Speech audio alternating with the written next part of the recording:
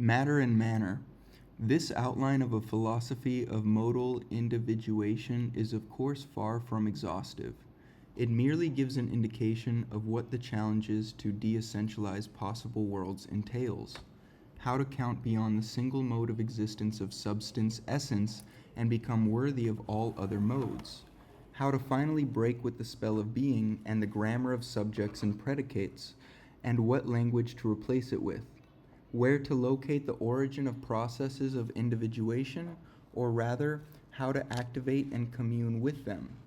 And last but not least, what difference does the philosophy of modal individuation make for contemporary art and art history, especially with respect to the vexed problem of Mannerism? The first part puts forward the concept of manner, maniera, as a differential power of repetition. It derives this concept from a series of epistemological and axiological problems in art historiographical approaches to mannerism. These problems pertain to the consistency of the notion of mannerism, the modes of temporality, such as lateness, implied in it, the difficulties it raises with respect to the classicist distribution of objective style or perfection, and subjective mannerisms. Its contested modernist revaluation as early modern avant-garde, its prioritization of the operational use of models over the models themselves, its pluralist affirmation of all the minor modes that are contained in every major mode without declaring themselves, and finally the resistance of the concept of style to the modern distinction between nature and history.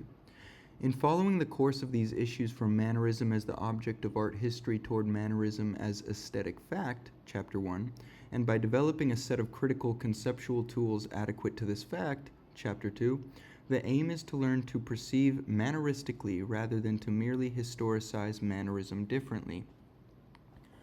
In taking art historical problems as motives for philosophical creation, this book does not shirk from critically confronting art history with art's ahistorical becomings, but neither does it advocate a return to philosophy's old role of teacher of art history. Instead, it demonstrates how the two disciplines are situated differently with regard to problems that are immediately divided over the different modalities in which they are posed. Philosophy contributes to the writing of art history with an ethico-aesthetic paradigm in which there exists no such thing as pure facts, raw materials, subjective intentions, or unchanging significations. Or rather, all these things matter only to the extent that they are constructed in certain manners. What modal philosophy brings into play is the difference between content and expression. Manner is the effective dimension of matter. It contains the information that determines how matter matters, how historical givens distinguish themselves and continue to evolve.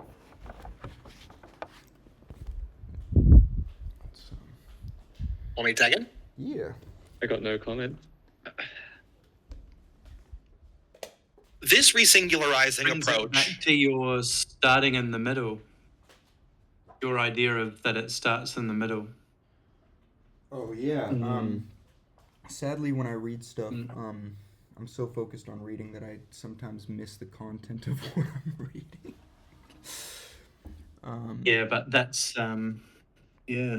that really hits like that idea of starting in the middle. It's like that there never is like an origin point. Yeah, it's a Circle, circle, circle, spin, spin, spin. Yeah, it's a very weird Yep. thing because, like, on the one hand, it seems like talking about mannerism from starting in the middle has an origin point, but then there is no origin point. But it doesn't start from the outset. It does sort of branch out from that middle point in different ways. What was the specific quote in the reading that triggered that idea, if you don't mind me asking?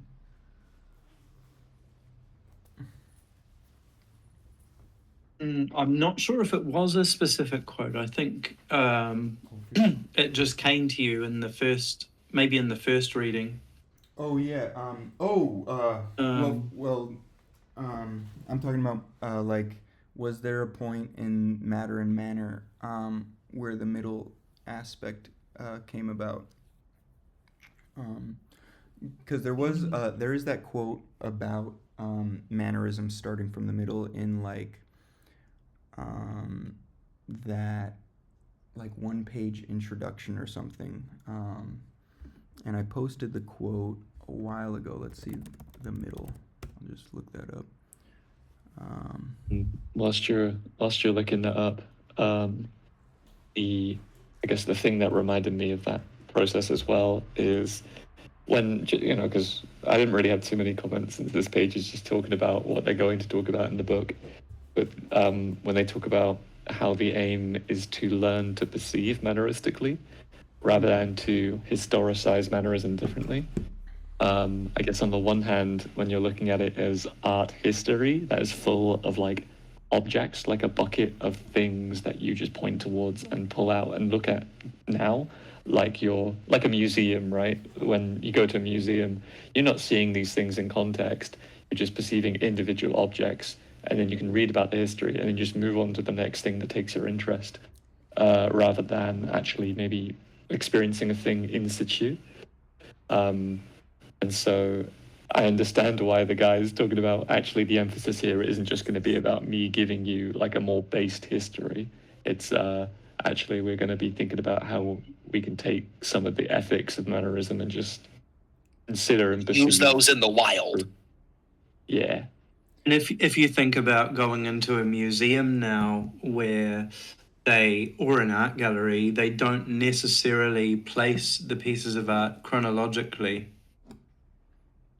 They place them around different themes. Mm-hmm. And for a lot of people, it makes it more difficult to sort of iron out a comprehend concrete timeline of progress through art and stuff, for one thing. Mm-hmm. Perhaps it's part of this idea of like no such thing as progress. It's more like an accumulation of piles on top of things accumulating. Mm-hmm. It's not necessarily improved or declined, it's just different.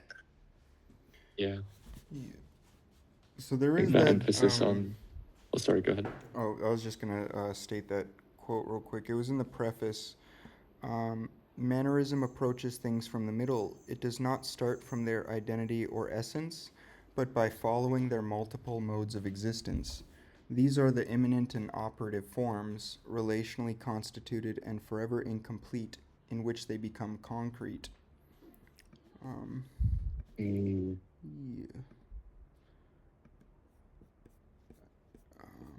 Thank you for reiterating.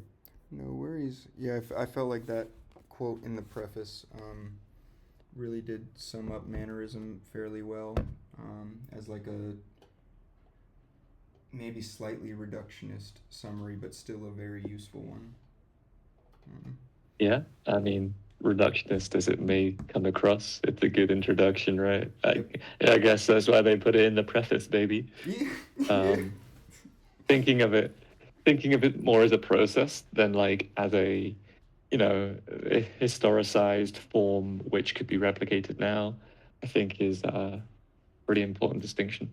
Yeah, definitely. All right. And with that being established, Does someone want to pick up? yeah, I'll go ahead.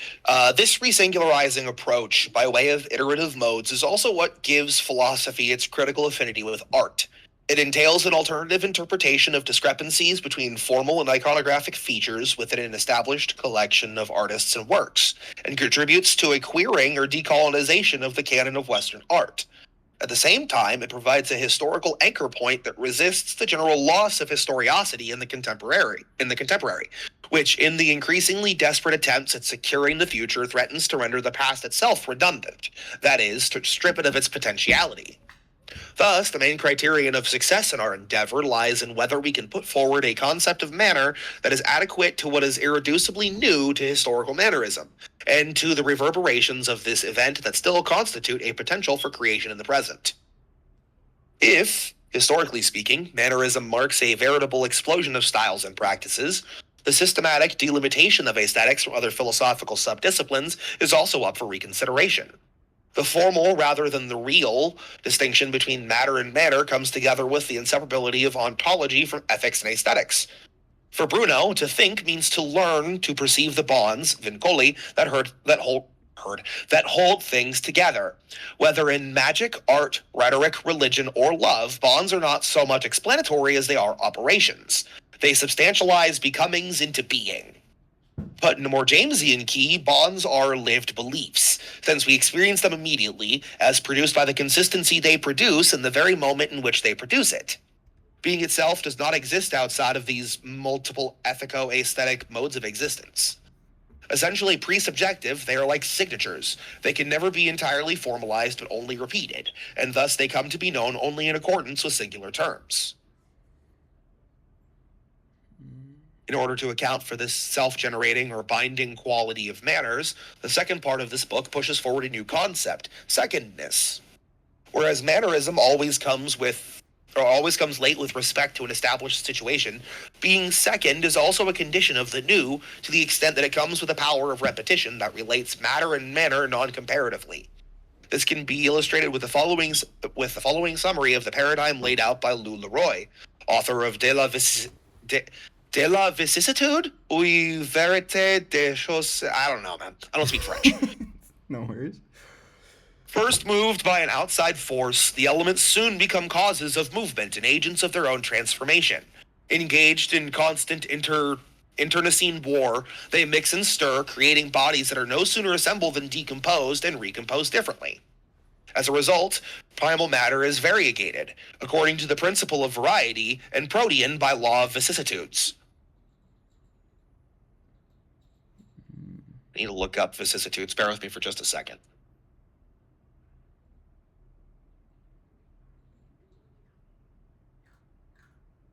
Note for definition on that one, a change of circumstances or fortune, typically one that is unwelcome or unpleasant, according to Google. Anyways. Whereas essentialism is a retrograde philosophy in which only pure chance, like a deus ex machina, can explain the process of the new, the philosophy of bonds engages with effects as immanent or structural causes as opposed to transitive causes. The more belated an effect is, the more retroactive power or futurity it contains. Whereas firstness is the cult of the original, the excellence in all things is late, tardive, difficult and rare, as this is what provides the sufficient reason to their actuality, all the while coming second from a dynamic point of view. You guys have any thoughts on this so far? Yeah, I keep baking in little pauses, but I'm worried I'm not giving enough of a pause for consideration. I feel like You're absolutely secondness fine. is an important topic. If anyone has any ideas on that, or Yeah, that's actually what. So I had some views on this as well. I think what's interesting sometimes is, I guess as an example, I've obviously been looking up a little bit of astrology for shits and giggles and fun on the side. And obviously an awful lot of that is essentializing when taken at like proper face value. And within that, I found that there's an emphasis on beginnings, ends, middles and ends, right? Which is odd to me because if anything, when you zoom out a little bit further, really it's all just transitionary, right? The idea that, say, there is a beginning to a season, a middle to a season, and an end of a season, sometimes forbids you from considering the whole transitionary nature of one single thing. Because we think of the 4 seasons, hi, by the way. We think of like the 4 seasons, I suppose, as these like very distinct modes. Blocks of experience. Absolutely. And that they must have, like, they can be mapped to time, which is itself, when we think of time, you might think of a calendar, for example, or the months of a year, which are already these pre-passed like chunks. But obviously the sort of supra-ontological, if that's maybe the right word to use, though. The kind of thing above the thing that we've reified and placed there that we're looking at, this kind of system or way that we've passed out these blocks, the sort of label we put onto those blocks, sometimes makes you think, oh, so this thing does have a start, this thing does have a middle, and it does have an end. Surely the end of June this year will be the same as the end of June last year. It will be the 30th, right? But what I quite like is instead of pointing that out and just being like, oh, that's stupid, that's essentialist, that's wrong. What it does instead is offers a different way of considering the start of things, which is to say, no matter what is pre-established, there is always something that comes after. So I know it calls it secondness, which comes with its own kind of interesting baggage. But I like the idea that, I mean, I could be wrong about this, but that there could be a secondness to something. Then something coming after that could also have a secondness to it, right? So it's not like there's a firstness and then a secondness and then a thirdness and then a fourthness. It's just Secondness that, can continue eternally iterating from the first sort of instance of experiencing secondness. Yes, yeah, that's exactly what I'm getting at. Can I give you a quote from the great football manager Bill Shankly? He said, "If you are first, you are first. If you are second, you are nothing." So, I mean, It's maybe in this you can see the people saying there's no such thing as mannerism. I see where you're coming from. It's a very interesting quote in the sense that it makes so much fucking sense for competitive sports. But if you take it outside of competitive sports, it's go ahead. It just then it's incidental. It just happens to be this was the first style, this was the second style, this was the third style, and so on. If the second is nothing, it could also be everything, right? It's like a blank page that anything can arrive from. Sort of going back to that subjectivity of interpretation in mannerism, where you always come back to it, you always come to a new interpretation. But what Joby, just real quick, what Joby was talking about was secondness, and I think he used the word supra Ontological? Yes, supra ontological, like an above being, or like sort of like an apparition of what came before or something. I feel like that ties really nicely into what Jay has mentioned before with this layering that comes about in mannerism. But also that idea of secondness, that idea of this supra ontologicalness aspect. And when you were talking about the transition of months, there is sort of like a tension or opposition within something being supra ontological. And I guess in that tension you could see that secondness as a reaction to those previously established norms of the high Renaissance as well. I wouldn't even so much say reaction as sublation. For sure. I think that's a better way of thinking about it. And also, I guess for clarification, since I just kind of pulled that word out my ass, when I was considering in the moment that term, like super ontological, I was just kind of thinking of like this highly reified slice that we take to be more real than the real. So like this way of interacting with time, because we don't have a very formal conceptualization of time. We know it's a thing that we experience, but it's a bit abstract, it's a bit lucid. Let's just make a system that we take to be basically the thing, but it's not really the thing, right? And that's kind of, yeah, I suppose, just hammering out a little bit what I meant with that. Well, yeah, sublation's a really good term too because it has that idea of negation, but it also has that idea of preservation, which reaction doesn't. And it Hmm. also has that idea of like elevation, where you're bringing it to like um, a higher level of Yeah. understanding and development. Um, Hmm. There's a common thread in a lot of uh, process philosophy, which obviously the author we're reading is very much an enjoyer of, which is this idea that is the idea of a novel fact, or uh, ooh, there's probably a more specific term, but I can't think of it, and it's fine because we can get away with not using the word. Um, there's this idea that when we learn something new, what science believes is that we have all these false beliefs, and then when we learn something new or discover something new that is closer to the truth, we just kind of shove that shit off the table, and it ceases to exist. But as we know, there are still people who believe in, say, flat Earth theory. Why are they just not being scientific enough? Like, are they just not like waking up and smelling the coffee one day? Like, when will they grow up?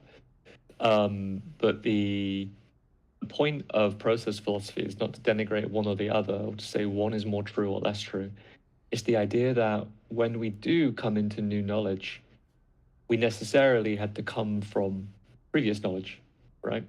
So we don't exactly, when we verify something to be closer to a truth, we're not deleting memory from the equation. We don't forget the old. It still lurks, right, in the corner. And the process of arriving at new conclusions or newer conclusions necessarily pertains to the older conclusion in the first place. So I like the idea of a secondness, I guess, to pull it back to the book, a secondness that isn't seeking to negate or uh, sort of, it's not looking to just be like, oh, shit is boring and conservative, let's do something crazy. It's like, actually, let's continue. And I like the idea of a continuation of secondness is we can just keep going. We graft the new concept uncomfortably over the top of the old. I mean, imagine. And this that comes back to what I was mentioning in the last one about how every sort of architectural or art style kind of sometimes falsely and sometimes not ostensibly appears to believe that they have created the final conception of space. Mm. But then the next conception of space will be grafted uncomfortably on top of that previous theory of space. Absolutely. It gets me excited for when we finally bring gargoyles back. I mean, just imagine if It used to be a proper country. We must be able to afford to slap a few gargoyles on the building. What's the point of Brexit if they won't give me my That's a gargoyles, meme. man? Sorry. Yeah, let's go back to when To find that meme and post it for you. when kings and queens at least had style and drip, you know? What are these boring ass houses that they're living in? But just imagine if you did actually take a trip up to space, right? And you looked around and the Earth was actually flat and it actually did have a giant dome that's stopping the aliens from coming in. And I'm stealing this from Smiling Friends. Like all that previous knowledge of how gravity works and everything like that. Imagine how uncomfortably you would have to graft this new reality on. I mean, you wouldn't even want to tell people because what are you gonna no one's gonna believe you. No Yeah. one, you'd have to rethink absolutely everything, but using your prior conception of knowledge too. I get you completely. Sometimes, again, what's new is new again, right? So if you come into a new knowledge, but you don't like it sometimes, you know what I mean? Every time I drink milk, I'm like, why is my stomach hurt? Ugh.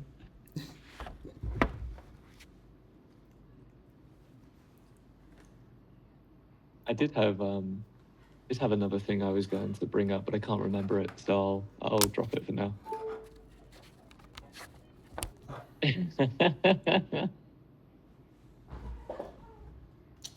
Sorry, y'all. I'm gonna have to switch to. Here we go. It's an old tweet from 2022. Nobody is putting gargoyles on buildings anymore. It can't be that much more expensive to slap a gargoyle up there. We used to be a proper country. Beautiful. Beautiful. Oh my god. So real and true. Oh, I remember the point actually. It's a really small one as well. Jay, was it the Saxons who came in to Britain and lived in the stone houses? Well, they came in and built in wood. The Romans lived in cities. They were civilized people. And yeah, so when they left, it's very interesting. The Anglo-Saxons lived in the areas outside. They built new wooden wicks and hams outside the. So they lived with this ever-present, the ever-present ruin in the land outside. And this had an influence on them and their thought, which is fascinating in itself. Absolutely. I was just thinking about that Then when we were talking about grafting the new. Yeah. And then later on, when churches were rebuilt, when the country was sort of re-Christianized, then they used a lot of the stone from the earlier ruined towns as spolia to build the new stone churches. What was that word you just used? Spolia. Spolia. It's like particularly the capitals of columns. They would recycle those, but also new decorative patterns came in as well.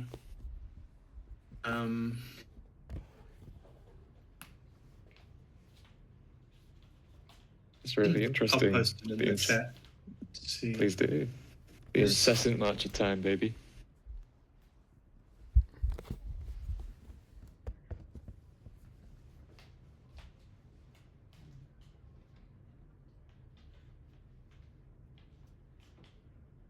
But an interesting thing over in Rome, even Trajan's column, which is maybe, I don't know, I can't remember off the top of my head, maybe 3rd or 4th century, was made out of spolia as well, made out of recycled stone from previous Roman monuments. Well, that's really interesting. Just kind of And decided it just keeps going. Yeah. Mm-hmm. It's like a really, I guess, that I don't really have like a very expounded point here, but if we're looking, this might sound a bit kooky, but if we're looking at, we often think of material as being either dead or alive a lot of the time. If we see, say, other people, we consider the flesh to be living because there are biological processes happening, and there's all these things we attribute to other human souls because of subjective experience. But then we look at a rock and we don't extend the same grace, despite the fact that, if you want to view things scientifically, there is movement inside a rock. There is movement inside a rock. There are, atoms bouncing around. It's not utterly still and devoid. Rocks can make music. They're in the sense that there are frequencies that they produce. You know, we definitely have a predilection and preference to more and more complex forms of life. So these predilections lead us astray when it comes to, say, interacting with like LLMs, for example, right? We see too much humanity in what is otherwise quite a simple process of regurgitation, despite there not being any material we're actually interacting with. So I just find it very interesting that sort of contrast that we have where we don't feel bad for stepping on grass, but we might feel bad for no longer responding to a machine. So I the also point of me had a bring. thought. Oh, sorry.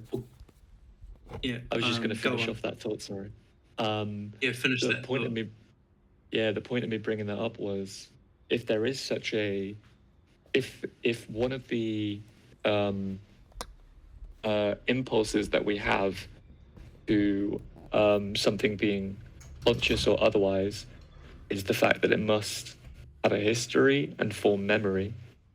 And those seem to be some key components that we ascribe to the potential for, say, consciousness. Doesn't all material have a history? Doesn't it all have a memory? In that sense, um, maybe not.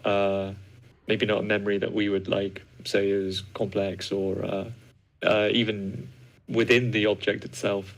But there's like a reason why that sometimes I think about absolutely every single object that's around me in a room, and obviously we live in a very unique time on Earth where I just cannot fathom the real history of even an individual thing that's in front of me versus the hundreds and hundreds of objects that actually surround me, and thinking about like all of the processes of production that go into the manufacture of all these objects and all the individual components of an individual object. It just makes your head spin. But yeah, I think the idea that the Romans, was it squalia? Was that the term you used? Spolia. Spolia. I think I was mixing it up with qualia. Um, the idea of spolia is interesting to me because you're bringing something from a context within the fold again into this new context. And so I find yeah, that kind of history is an interesting one to consider.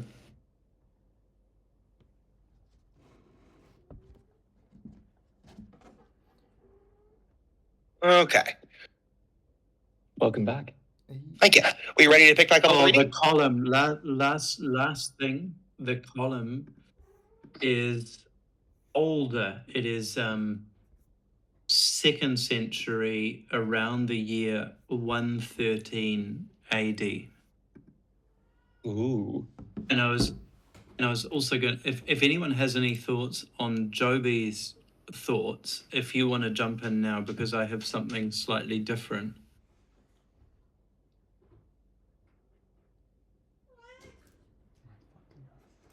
The floor is yours, baby. All yours. Well, I was going to also mention the human body and organ donation. That thought just hit me. That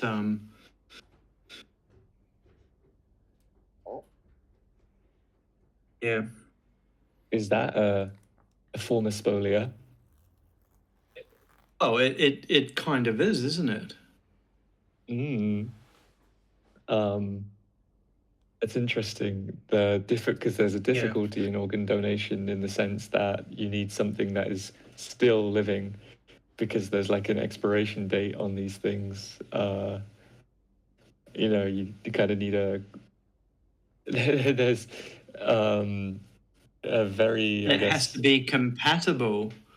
And if you think about when the Anglo-Saxons first came in and built in wood, the stone wasn't actually compatible for their form of building. It was only later that They figured out that something to they do with it, in so few words. basically that they learned how to build in stone, and then they began to use the spolia. That's right. But it's also to think that there's also organic spolia in a sense. Most certainly. There's like a distinction that can break down between, I know you said organic spolia, which makes sense for the sake of the conversation. At the same time, the spolia of the stone that is used is organic matter. So there's like a distinction which kind of almost breaks down a little bit. But equally, when looking at, there's a distinction also that breaks down between life and death when we consider that organ donation is possible from dabbers. Because when a person, when consciousness ceases, we consider a person to be dead. And yet we know that there are things that go on after the body passes, or the consciousness passes. We know that there are functions that happen. We all know that corpses like defecate. We all know that, corpses go through stages of decay and degradation. But we also know that obviously it's very possible to salvage the organs and graft them into a new body. And now that organ is no longer considered dead. Yeah.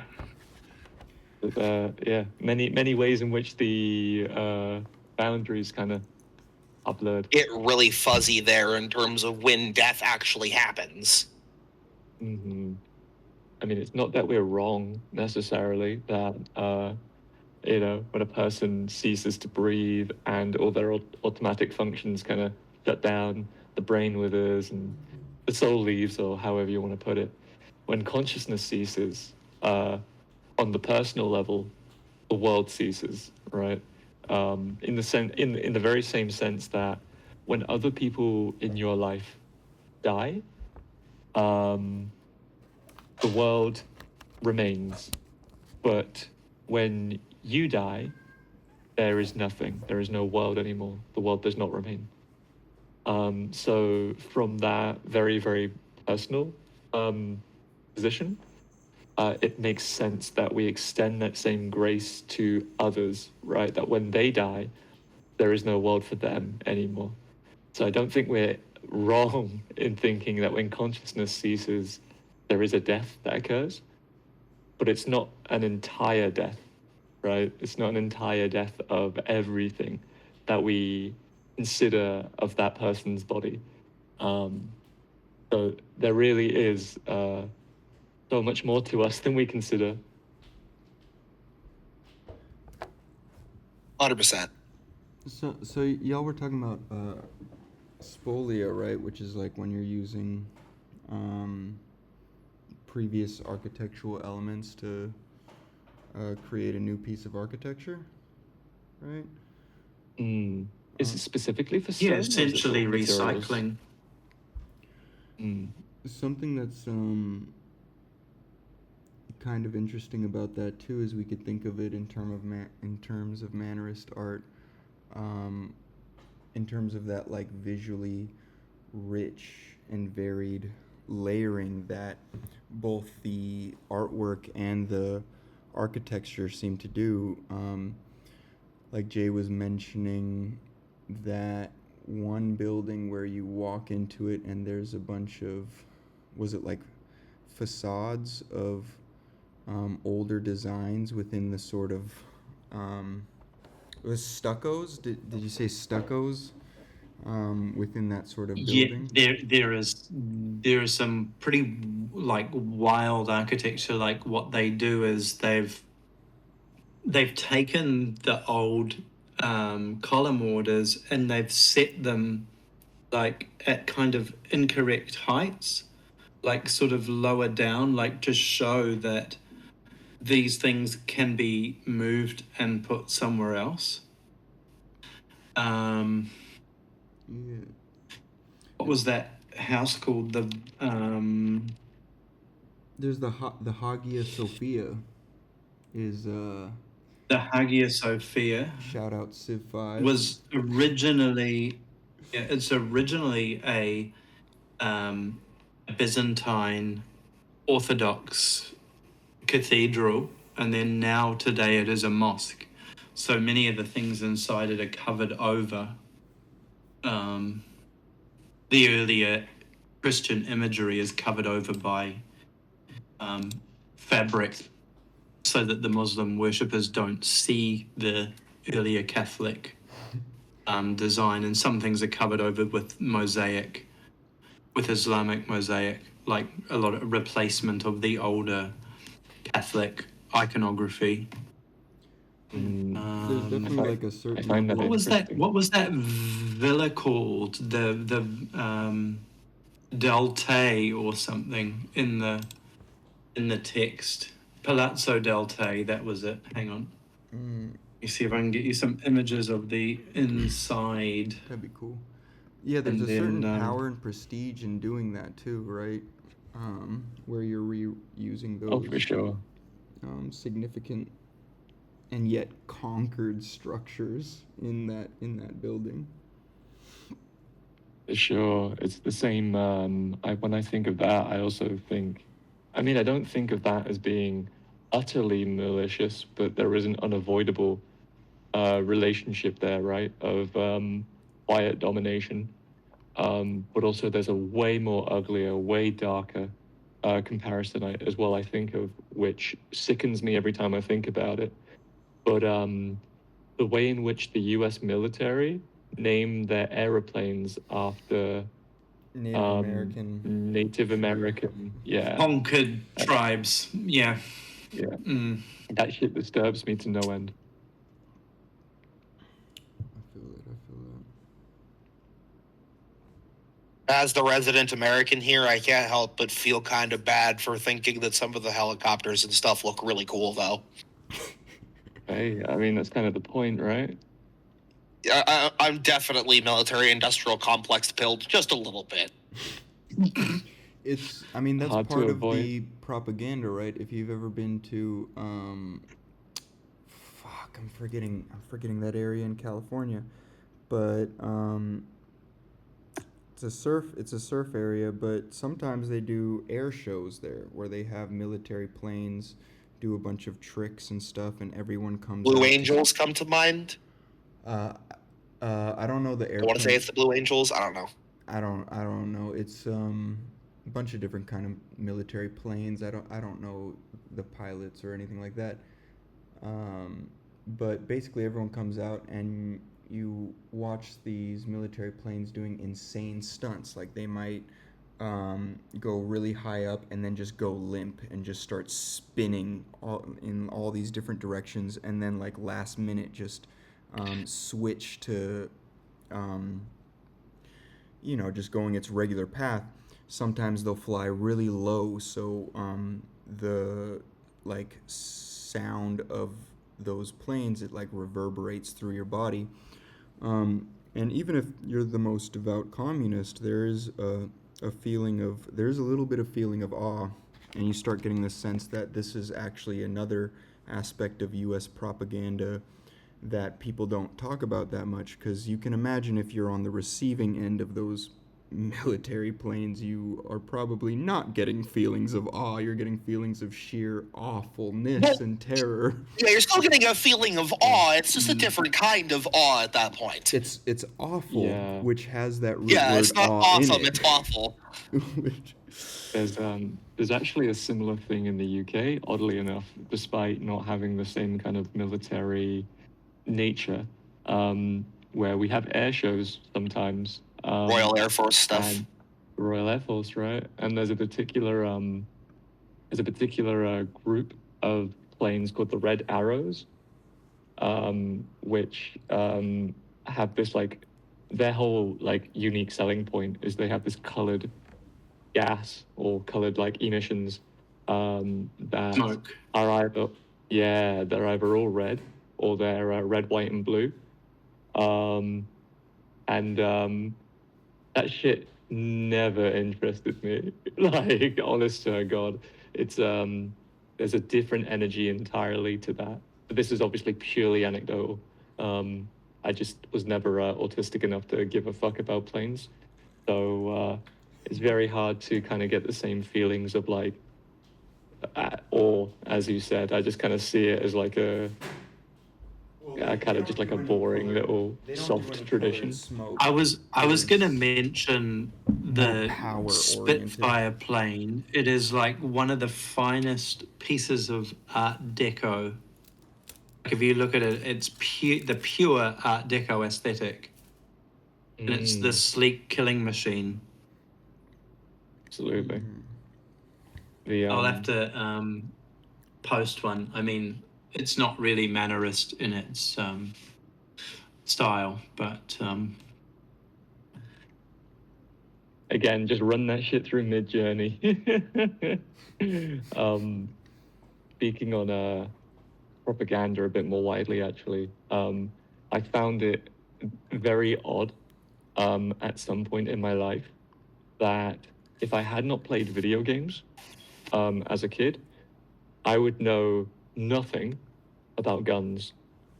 And I have no interest really, not even vaguely aesthetically or like praxis-wise, in guns as a tool. I understand there's because there's no such gun culture that I could get absorbed by.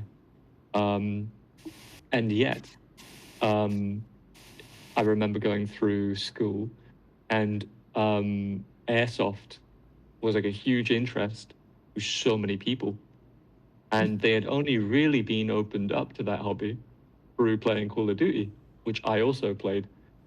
So the fact that I could like name probably 40 guns, 50 guns, know what they look like, know what kind of like, is it a submachine gun, is it a rifle, is it a shock? Like the fact that I know that and I know different types of ammunition, I like realized this at one point and was like, oh, that's kind of crazy, right?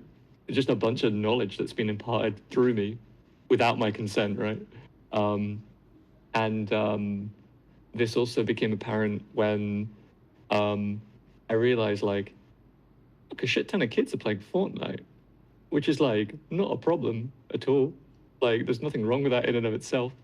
But like now the reach of these because these things seem super unrelated to like there's no like plot, there's no scheme, there's no like ulterior motive behind any of this realistically.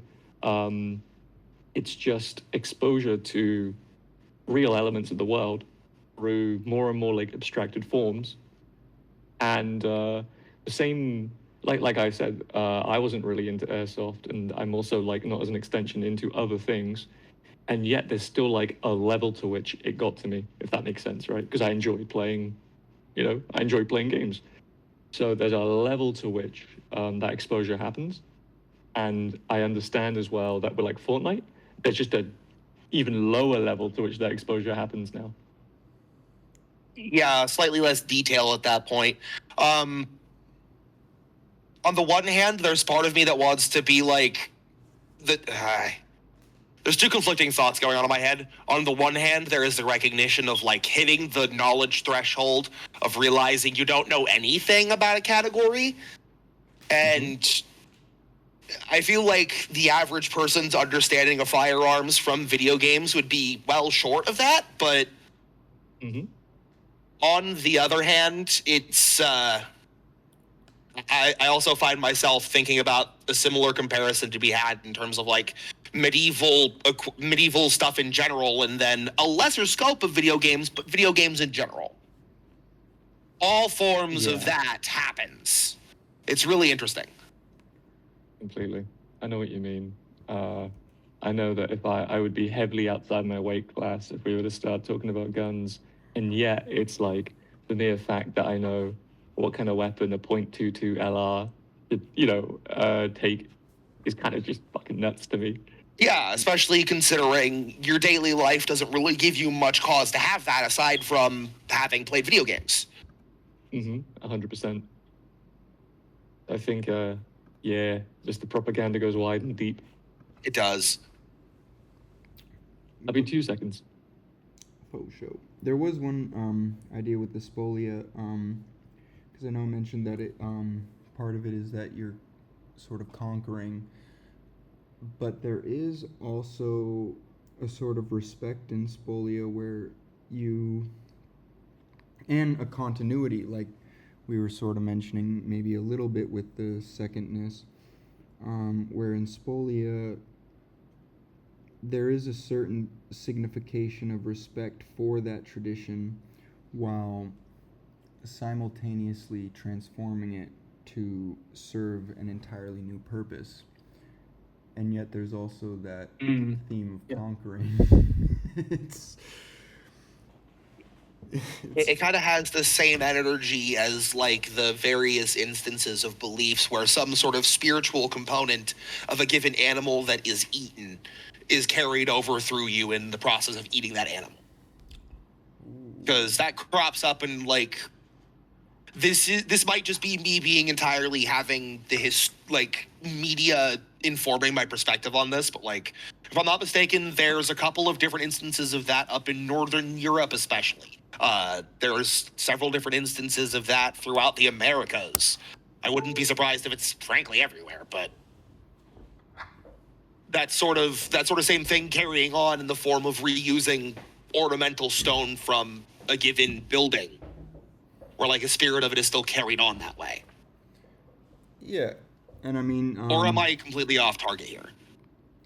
No, I think I think but that's we definitely we still build with those classical styles as well. yeah. And they're pretty timeless. So that's more historicity, or you're actually kind of, when you build a legal building in the same column order as the Romans, that's a kind of historicity. While Mannerism isn't doing that, it's trying to do something else. True. The final picture is very beautiful. I mean, they're all very beautiful, but that final one is doing something But for me. the really the first one I was going to mention, if you see how the little thing is called a triglyph, and this is the one of the walls of the palazzo. And if you see what he's done, he's got this little gap above the triglyph and he's dropped it down. Do you see that? So it's like, it's completely out of character with the architects of the period before, but he's showing this is just an ornament, and I can drop it down and put a space there. Is the triglyph, would that be referring to like the extreme left and extreme right of the image? This is it's the thing that looks like a 3, a Roman numeral 3. This is the Doric order. But do you see the gap above the triglyph? Yeah, at the extreme right and extreme left, and then just to the left and right of the main entrance portico, he's changed those. Yeah, so you see the architect is doing that with those things. Like, they're just things that can be moved around. And in fact, he could have put them anywhere on the facade. Because it's just like a decorative ornament. That's how he's using the style. He's like stuck it on basically like a wallpaper. It'd be really interesting to run, like, this is a total tangent, but it'd be really interesting to run a sort of social experiment with that, where somebody went through overnight and changed the order of those facade tiles every day, and they just watched people go through that, saw if they noticed. It would just be really interesting to see how... I don't think it really achieves much. It's just, I guess, interesting to see who pays attention to it, and, like, I don't know. I get you, if they've got an eye for detail. I don't know. That was just intrusive thoughts level. Yeah, it happens. No, you're welcome to I mean, have intrusive thoughts. If you see those other images of the interior of the palazzo, imagine if you'd been drinking outside in the garden and you were a bit buzzed, and then you came inside and you were looking at the inside painted walls and frescoes. It'd be pretty wild. It would be. Oh, damn. I mean, It's that's such a what beautiful space. what the people who built the house, that's what they would have experienced. Yeah. Waking up in the wee hours of the morning with one bloodshot eye open, going to get a drink of water, and stumbling through the unlit hallways full of murals with people in various states of distress. Yeah. Oh, sorry guys, I'll be 10 minutes. I gotta go get water. Oh man. The absolute, I shouldn't be blown away at this point, but I'm always deeply like blown away by the capacity of people to make beautiful spaces. Like, I don't think I'll ever stop being enraptured by, things like this. Pretty sure This you could feels walk like, through any given one of these rooms for like an entire week and not be able to find all the little things that you could notice in each of the individual murals and tiles and yeah, I get where you're borders coming of from. the different sections even. Like, But there's an interesting idea here, which is I used to feel like when I was smaller, when I was a younger kid, I was often, I guess, praised for, being curious or being smart or whatever. And I think that this sort of outside conception of myself was something that I then internalized and sort of when I'm like 9 or 10 or 11 or whatever, and I'm like, yeah, I guess I am special and I am inquisitive and things. I used to be a much more mature museum goer where even if I couldn't fully understand something or really felt like I had an immediate connection to something, I'd still try very, very hard to like sit there and really look at something and try and take it all in, which is a skill I think my ass has lost in a way, like slightly. I feel much more drawn to what I actually enjoy now, a little less patient perhaps.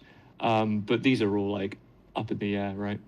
The point of me sharing that was I used to really try and take my time with things when I was younger and like really try and, even if I didn't appreciate it, see what other people could appreciate in something and try to kind of like mentally and, catalog the finer points of it. yeah, just really try and take it all in, even if it's a lot to take in or I don't fully get it. And I think the older I've grown, the more I realize that whether I do the sort of 10-minute contemplation on a single thing, or I do the 30-second cursory glance at a single thing, both of those are really just the same thing to a different extremity. By which I mean, it's a very broad way of looking at them because, of course, there are differences. But what I mean by that is more, as you said, you could probably spend a week looking at all these things and trying to take it all in. And I think the point is, we just can't. And I think I feel more now that there's an overwhelming nature to information, or at least beauty. Beauty is, maybe information is the wrong word, but also applicable. But beauty is overwhelming. And I think the point is that the mind can never comprehend. There's maybe a finer point I've got here, but I don't really have anything. I'm going to waffle probably, so, but yeah. There All right. So while I was off for my own break, did we miss anything? And did I miss anything for the reading, or were we still waiting on We did. Well, there is We something didn't that continue the reading. I was noticing just real quick looking at the triglyphs, right? And the triglyphs are those like three things that are above the columns in that building, right? If- Yeah. Yeah, there's I four was of them, looking I at the wrong believe. picture in the first place, Me which too. is kind of funny. I was sitting Yeah. there looking at this. I was looking at the chapel ceiling looking area, going, "Where is the triglyph? I don't see it." I might be wrong about this. I believe there are 4 in the image. There are 2. No, there's on- tons. They're all across the top of the building. That's right. There are 4 Yeah, that drop but down. 4 of them are dropped down. Yep. Yeah, which is Oh, I just noticed the really drop weird. down. Which is really weird because There triglyphs, you go. triglyphs are supposed to be just, if I have this correctly, they're supposed to be just above the pillars, right? And they're supposed to serve Mhm. a structural. They're supposed to be decorative and structural, right? But these ones are Mhm. just, like Jay was saying, they're purely decorative. There's like 4 of them above the opening. There's 4 of them that are dropped down, that serve absolutely no, goddamn. Structural purpose. Yeah, they're serving No. absolutely No no structural structural purpose. purpose. um, But what I find interesting about that is we figured out that we could have form and function, whereas Mhm. here we have an example as form as function. and there's actually it's also supposed to be harmonious, these triglyphs, right? But if you look at the left, and for a second I was like, oh, there is still some harmony. No, there actually is not, because if you look at the left, there's some open square for like no reason whatsoever. Yeah. Like that's completely messes up what would be harmony in those triglyphs. Don't look at it too deeply or take your soul.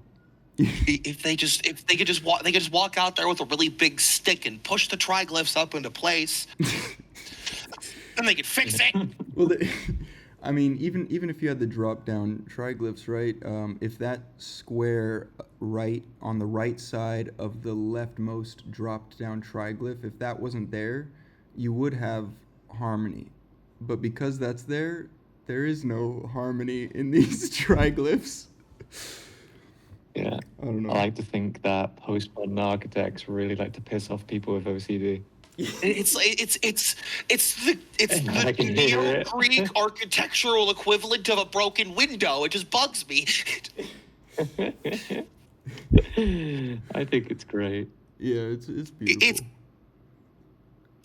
Even the images in between them, they're not the same. They're not the same images. Like the left thing of the second leftmost downward triglyph is different than the I'd say it's different than the left one on the, or different than the right one on the one on the second right, on the on the right. third. Yeah, which is Yeah. Just a little treat. If you notice it, you notice it. yeah. I need to stop looking at this. I'm not gonna lie. I think I have undiagnosed OCD. Anyways, See, the whole thing about it is it pulls your eye all around the building. You can't just look at it in one space or in one spot. it's kind of like centralized across that top band with the triglyphs, though, because if you look at the rest of the facade there, it looks okay. Like, I don't see anything that stands out as being distinctly incorrect. Incorrect isn't a good word for it, but like distinctly building upon that sort of asymmetry and sense of incompleteness I get from it. Honest to God, this reminds me of some of my experiences on Minecraft, where I'll build something. I was just And about then to mention that. I was gonna say I'll build something and I'll leave it purposely a bit odd, and somebody will come in and fucking like change it because they want it to like make sense, and I'm like, why'd you do that? I built it like that way on purpose. Why did you put a 2-wide doorway off the center line? Why? I'll be honest though, Minecraft for some reason I think is like some OCD propaganda too, though, because I can't abide by certain things, and I don't know why. The instinctive urge I feel to just like grab a block of sandstone and stick it in the gap. Yep, Yeah. I know that feeling very well. It's like going had any- across a really big build and finding the one missing block, and then you just have to fill it, but none of the textures look right. But anyways, Yeah, I always find a final point about Minecraft, otherwise I'll be talking about it. I always find it interesting when I find like a very beautiful, like naturally regenerated area, and I'm like, oh, okay, I gotta be very careful about my resource extraction here because I don't want to fuck up the natural beauty. And it's not the same if I just put the tree back down. It's not the same anymore.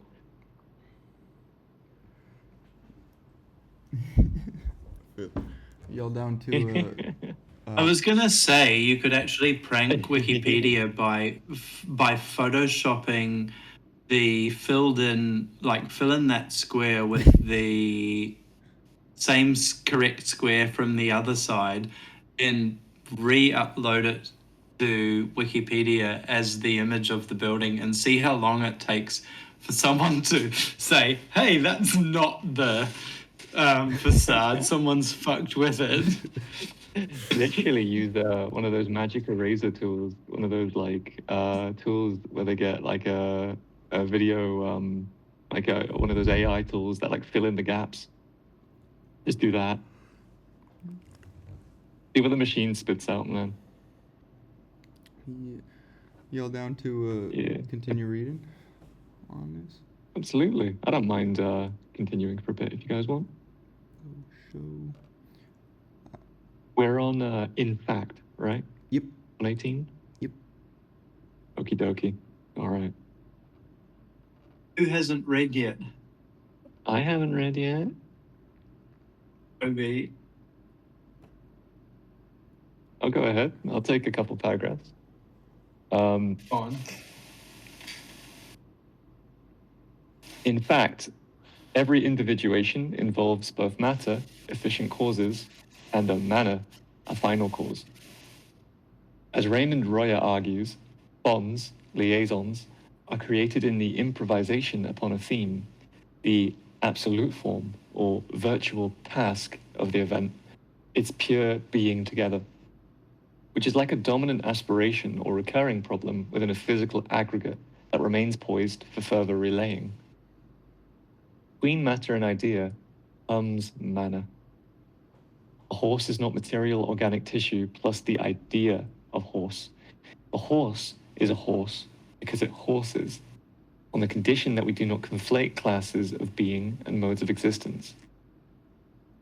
The continuous existence of an individual horse is not bound to adhere to this mode alone, because it is the mode of existence that is absolute, not the material thing or its category. And, say, humans too can exist according to the horse form, as well as many other ways. I'm just thinking about the glue factory, I'm not going to go any further. To perceive in the mode of bonds is thus to dismiss the alternate between the thing and its relations in an affirmative way. Unlike a negation waiting to be overcome, there is secondness when accidents endure on their own. Everything then happens as if the derivative comes first, bound up with the transformative immediacy as a mode of existence that in turn exerts its demand for individuation in a material state of affairs. As with the striving possibles in Leibniz, manners are not juxtaposed like things in space, but superimposed in time. Under the aspect of its modalities, the materialization of the world becomes the problem of an ongoing composition of virtual themes according to their elective affinities. What combines with what? Under which conditions and to what measure? In which temporal order, in order to produce which effect? As historical personification of mannerist secondness and its associate art of combinations and permutations, I paint a portrait of Leibniz as the main inheritor of the 16th century philosophy of bonds, as well as a key precursor to contemporary challenges of transitioning and world building. Unlike Descartes and Spinoza, who are usually declared to come first, Leibniz tends to get secondary treatment.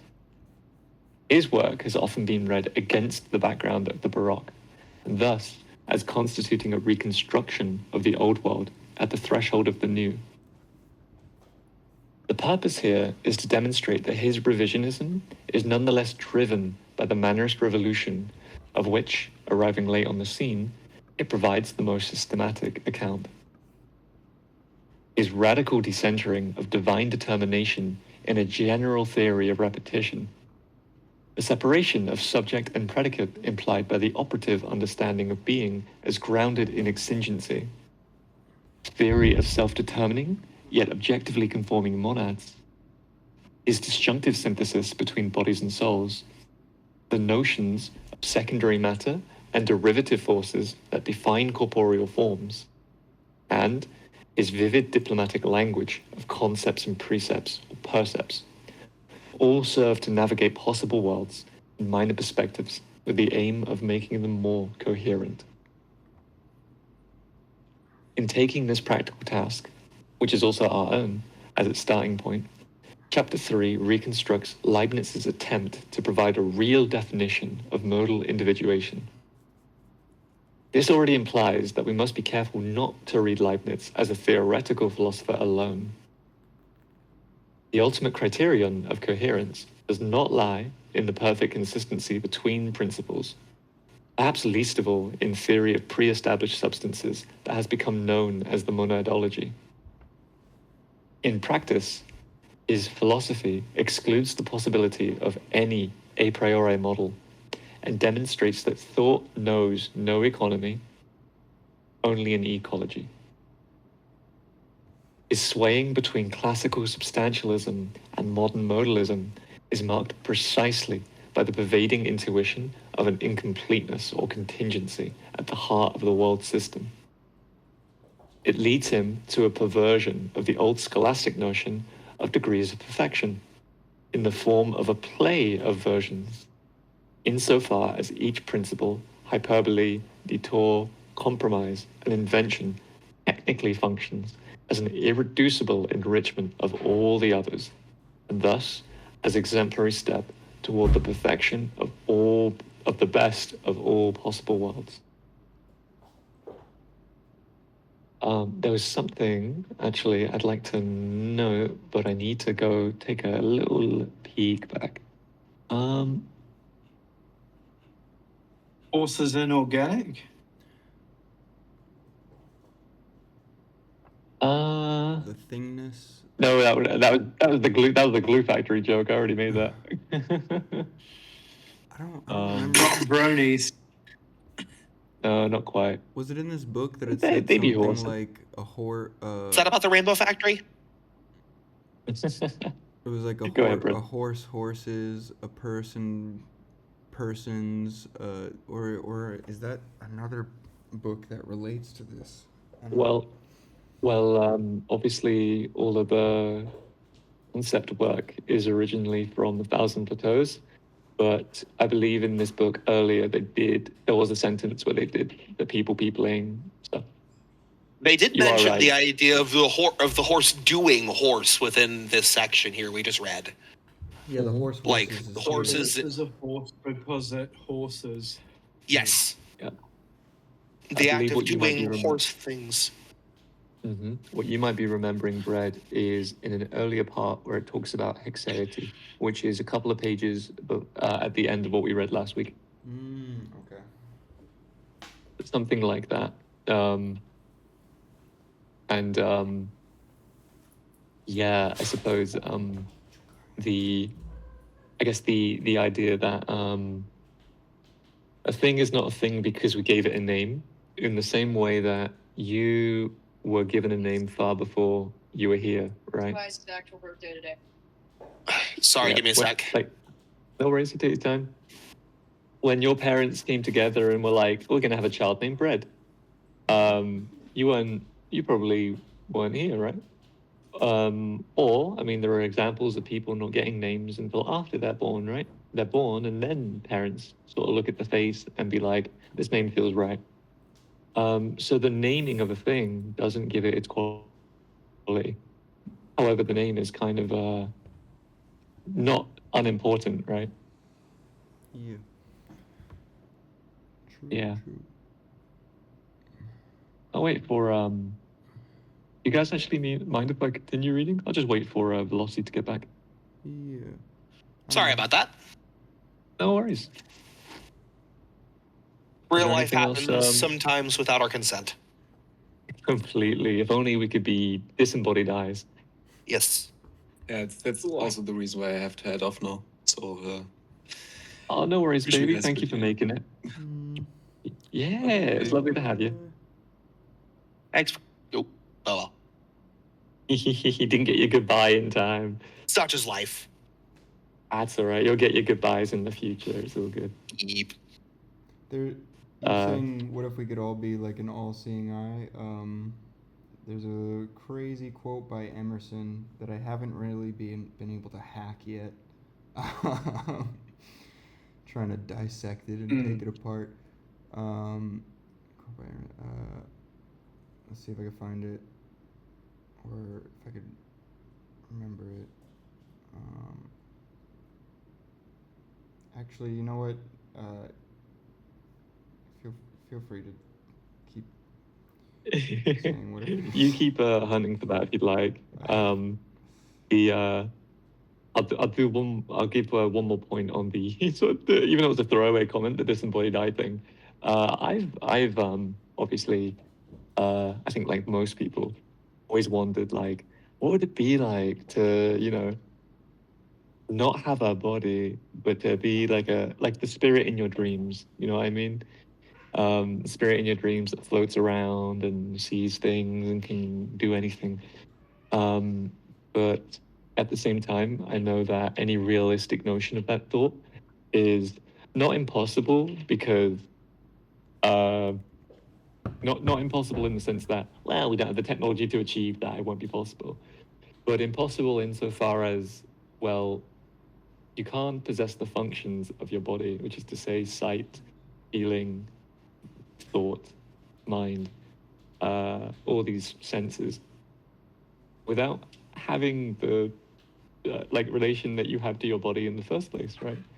So I don't really know if I don't know if this idea of like carving up the parts of your body into a spectral form, I'm not sure you would be you after that point, right? I don't know how you could possess all the things that you enjoy about a body and then remove the body itself, right?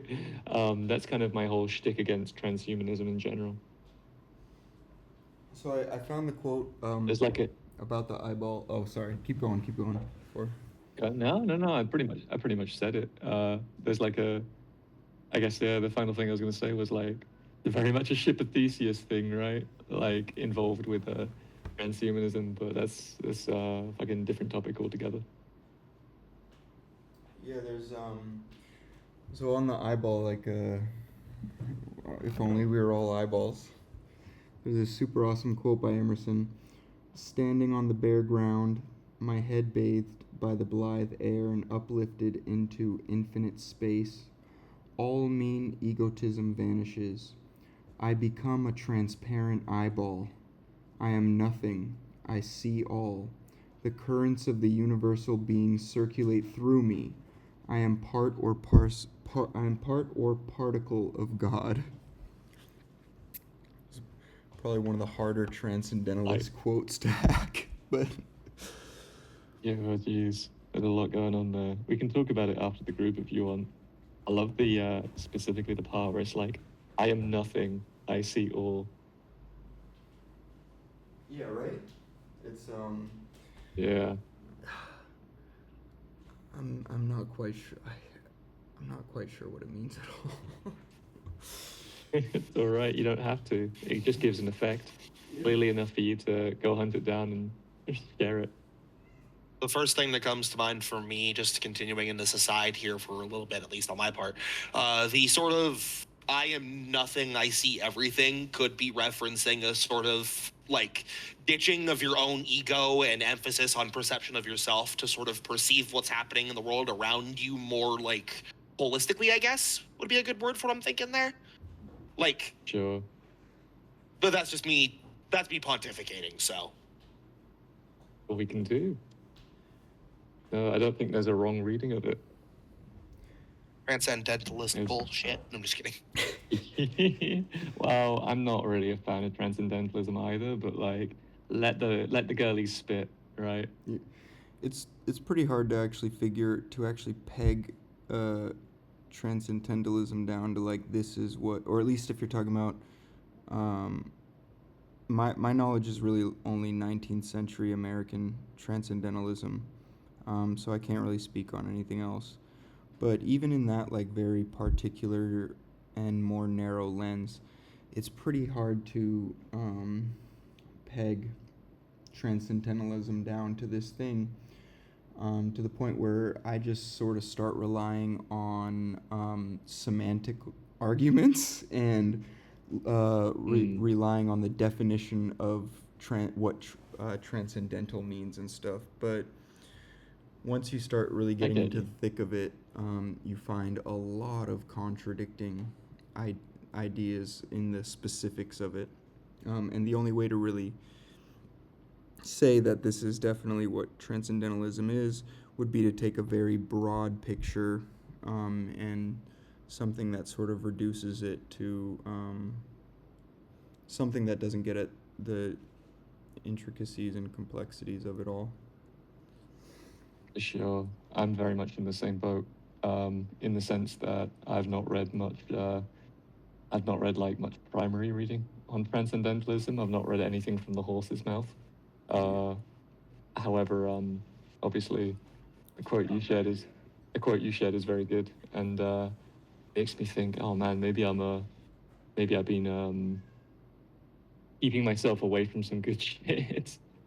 So despite having like I guess, somewhat political stance against transcendentalism as a concept, because I truly do not believe in the idea of like a golden age of transcension. It sits way too closely to the idea of, say, the rapture, which is not a thought or belief that I hold. And the idea that one day, I mean, again, I might be grossly misrepresenting what is actually transcendentalist thought, even if it's in specific domains.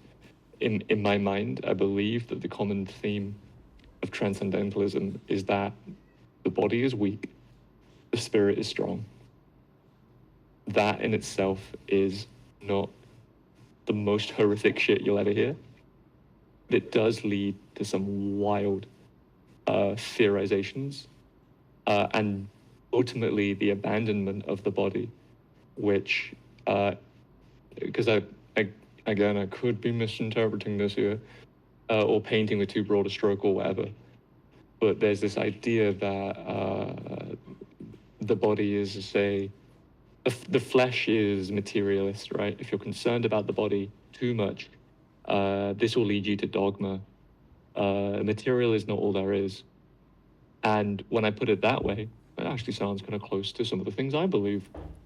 But the crux of transcendentalism that I could never get behind is the eventual abandonment of the body.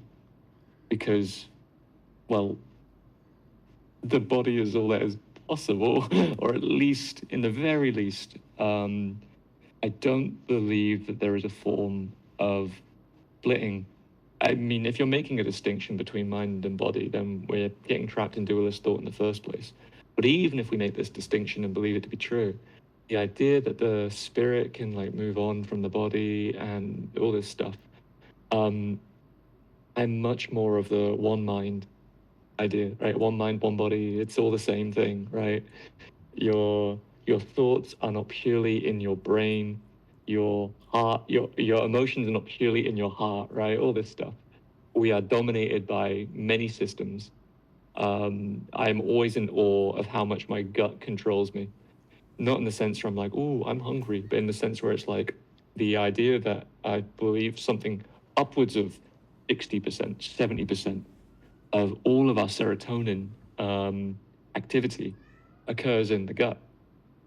And we think of it purely as like a neurochemical that exists in the brain that controls like pleasure, right?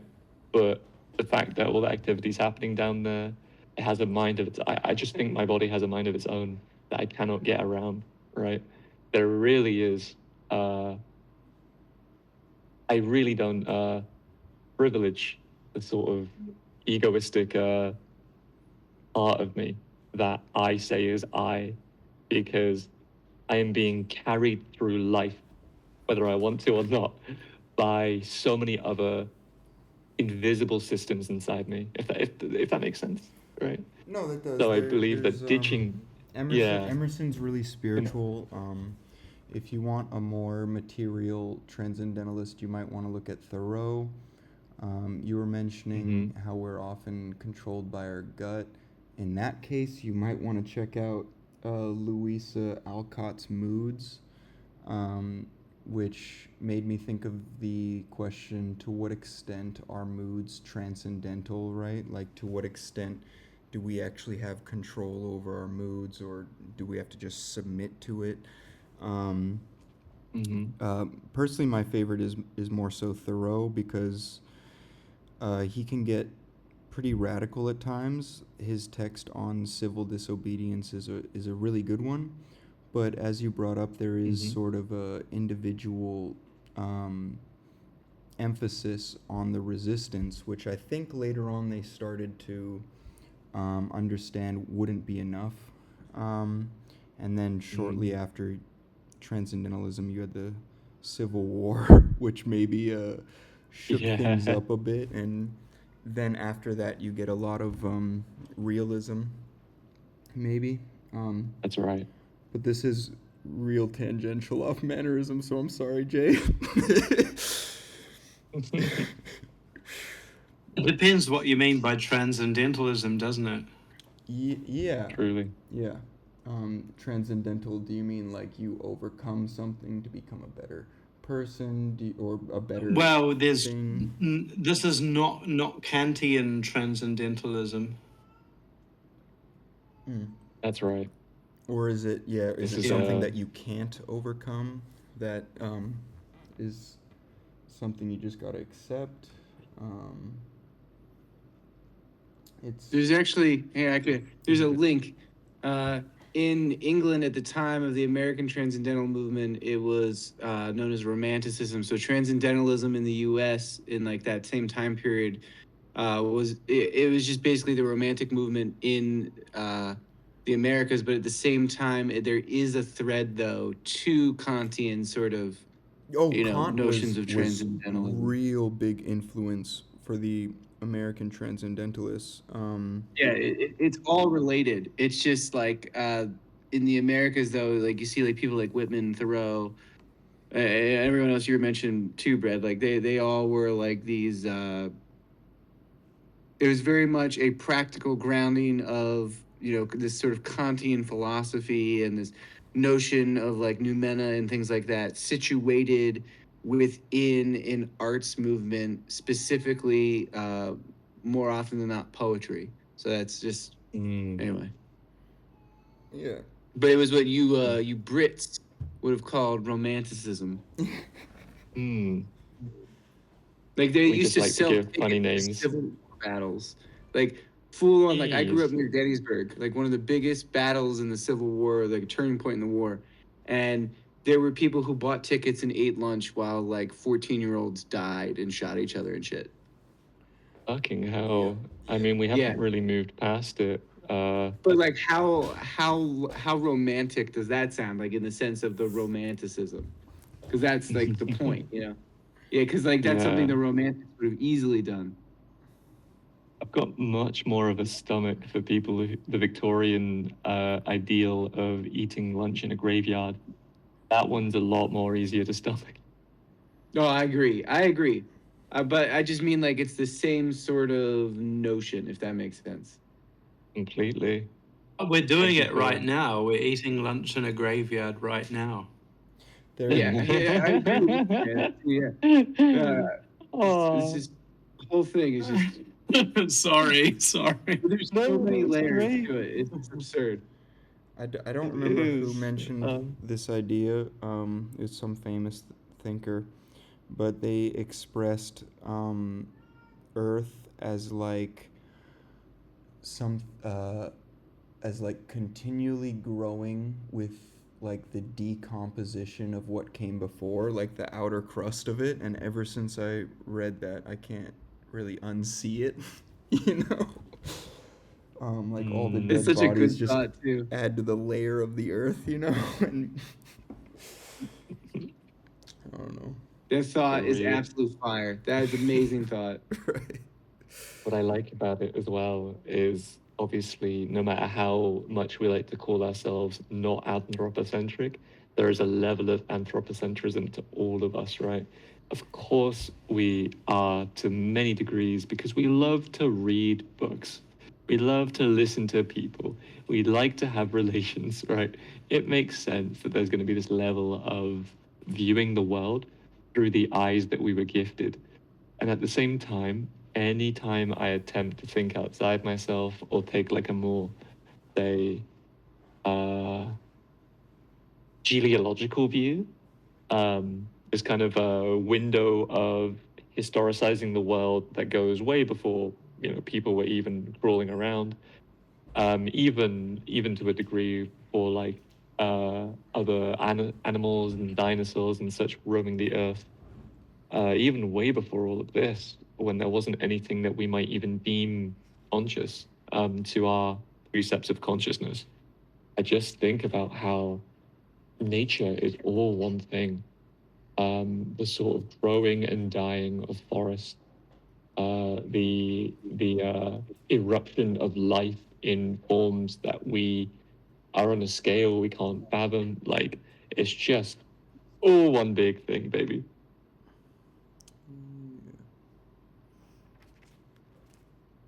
There's actually an Alan Watts story that makes me think of.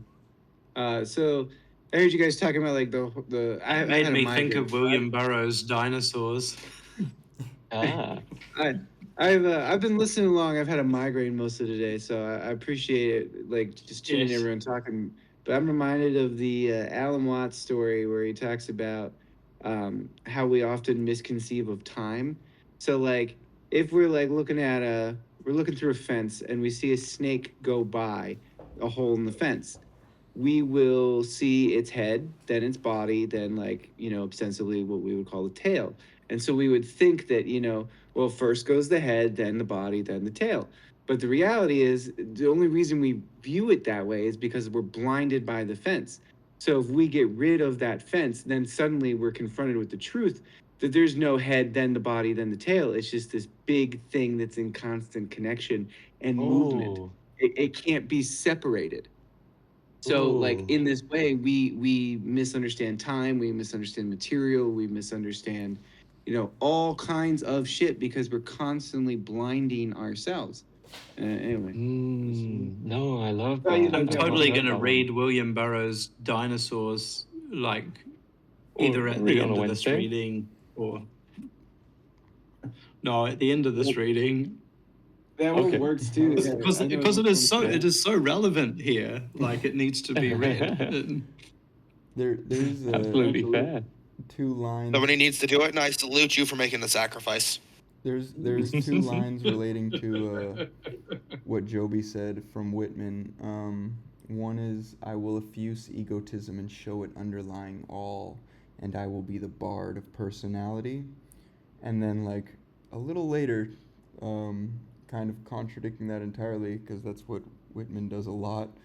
And maybe it's not contradiction if we look into it even deeper, but then he says, "Because having looked at the objects of the universe, I find there is no one, nor any particle of one, but has reference to the soul."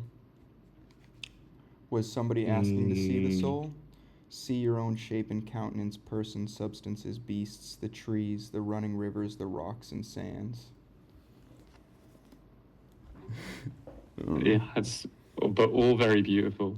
I never think of Whitman as being contradictory. I just think of Whitman as containing multitudes.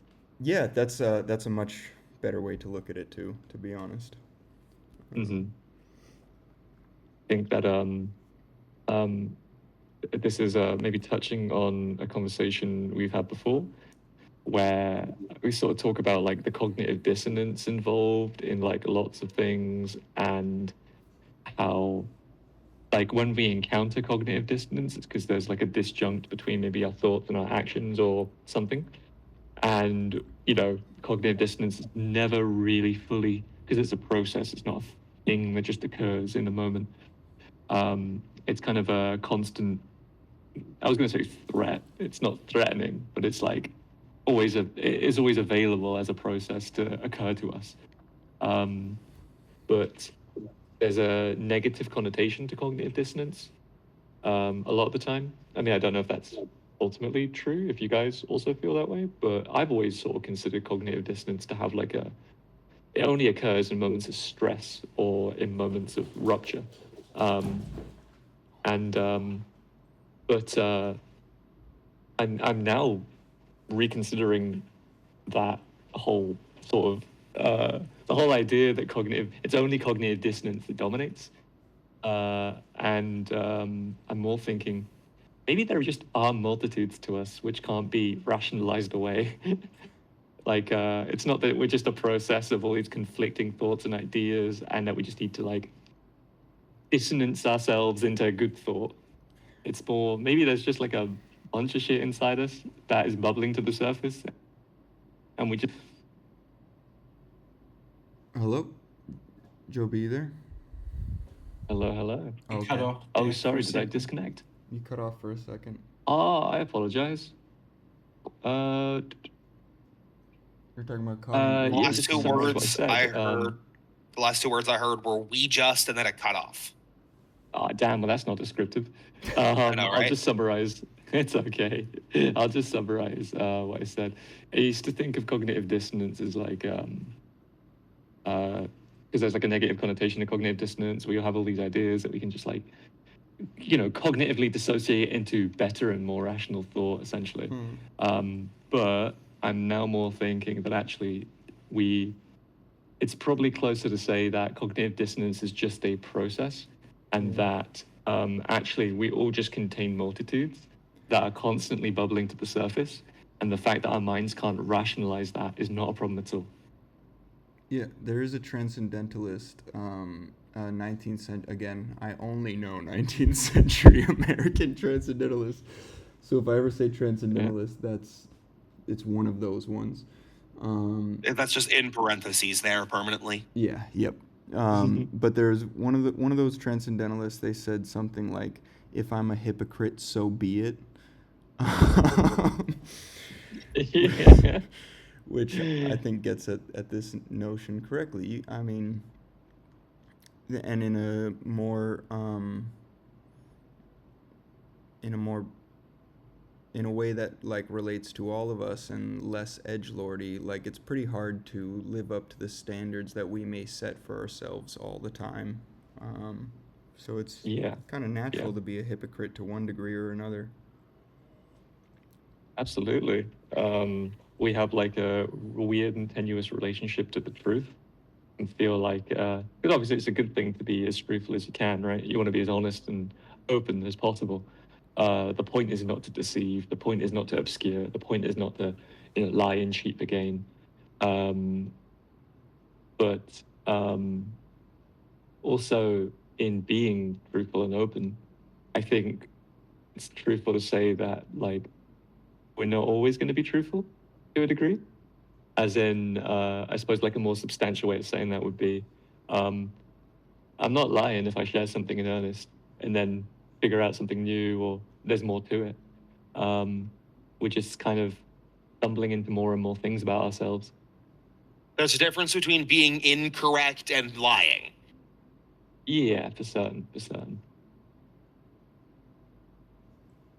One is I done mean, intentionally, the other is done incidentally.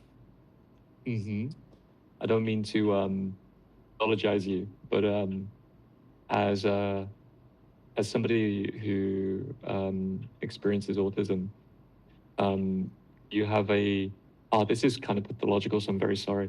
Do you have like a unique relationship to lying? So I find I'm really bad at it is the big thing. There's like it takes me more effort to not it's kind of hard to explain because like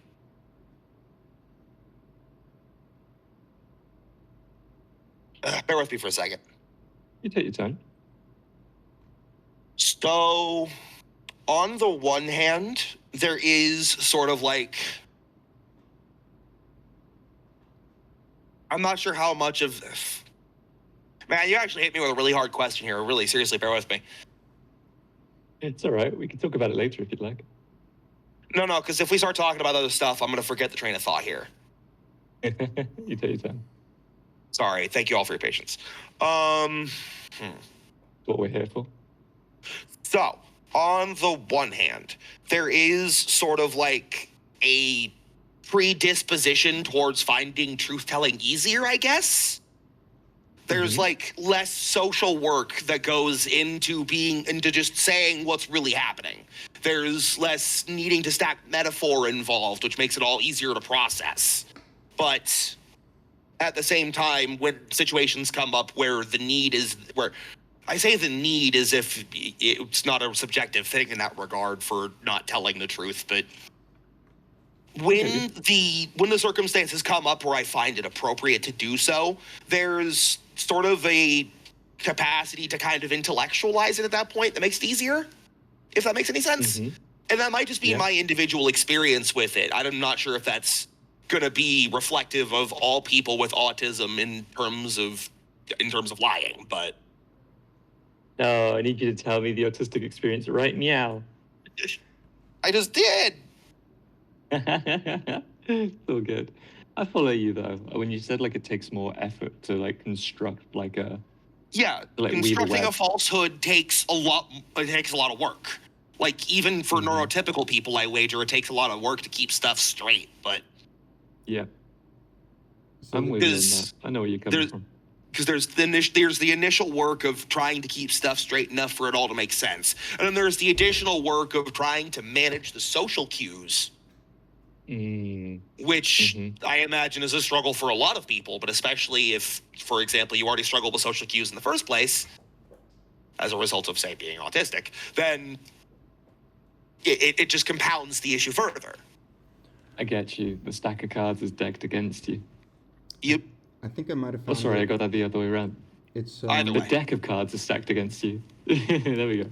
It's from Emerson's Self-Reliance, which is I mentioned Thoreau's Civil Disobedience. Emerson's Self-Reliance is a really, really good one. But he says, speak what you think today in hard words, and tomorrow speak what tomorrow thinks in hard words again, though it contradict everything you said today.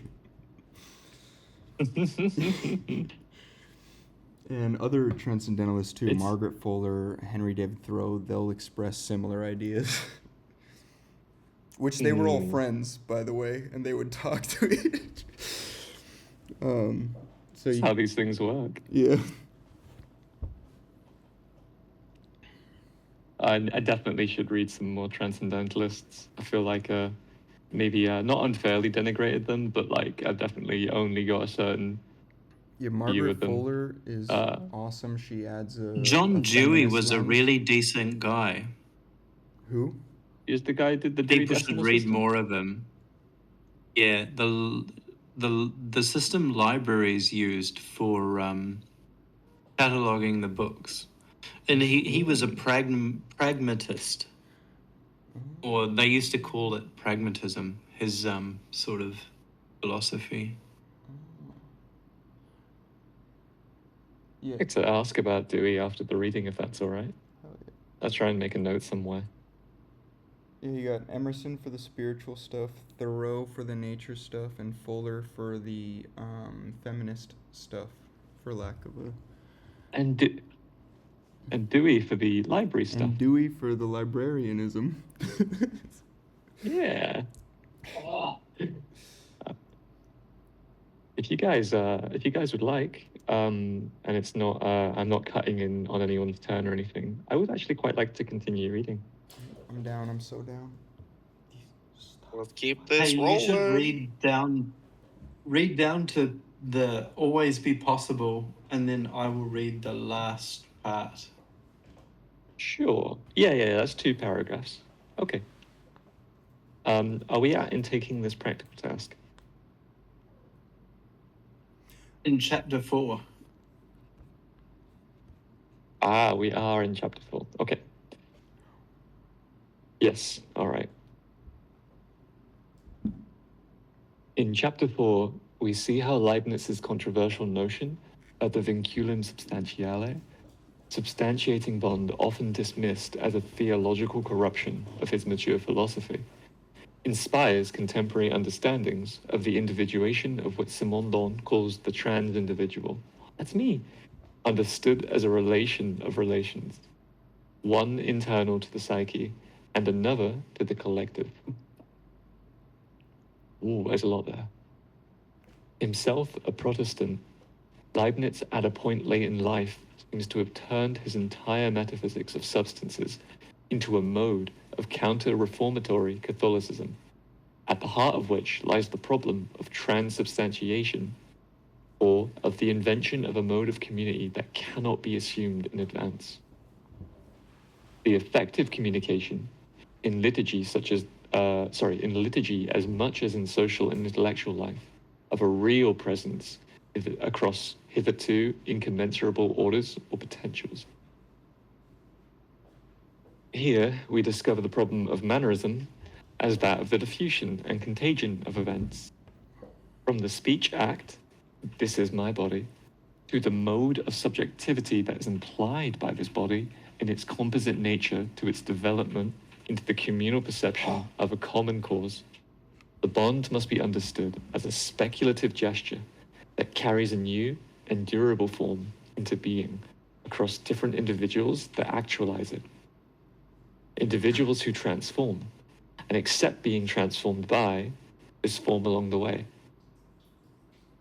One of the most obscure, or indeed magical, practices of Catholicism thus provides an ethical and aesthetic model that not only lies at the heart of operative ontologies from James to Dewey, our guy, or more recently of Deleuze and Guattari's understanding of the work of art as a self-positing percept, and Isabel Stenger's is great, cosmopolitical proposal for imagining alternative futures.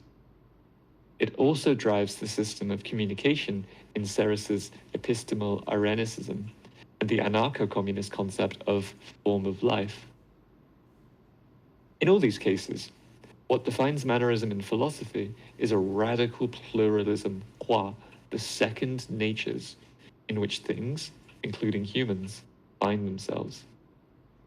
It reminds us that no situation is simply natural, and thus supports the pragmatic demand that another world always be possible. Setting out from... Oh, sorry, you go ahead, actually. Do you want to speak, or shall we read this? I'll read the last section. Let's keep going. All right. Setting out from a Bergsonist reinterpretation of the mostly Florentine doctrine of the idea, concetto or idea, that guides the practice of design, disegno, the third part of this book concretizes the perspective of the cosmic artisan in the context of the contemporary celebration of craftsmanship and alchemy. For the first time in the history of Western art, Mannerist artists such as Vasari, Dante, and Lamazzo raise the speculative question, itself already pushing toward the verge of an implicit reversal of historical Platonism, of the relation between artistic practice and thought. Given their still mostly Aristotelian frame of reference, this theorizing usually tends towards hylomorphism, as if the idea resided within a material like a preformed possibility waiting to be recognized and realized. This is, however, a strictly theoretical representation of the creative act, based on the division of a concrete process into the two abstractions of a clear and distinct idea and a confused and indifferent matter. It led Panofsky to his famous neo-Kantian critique of Mannerist rationalism. In practice, the mode of existence of the idea is never apart from the material in which it is distinctly but obscurely intuited, as well as from the manner in which it is clearly but confusedly imagined and carried out. As Soriao explains, the mode of existence of the idea is that of work to be done.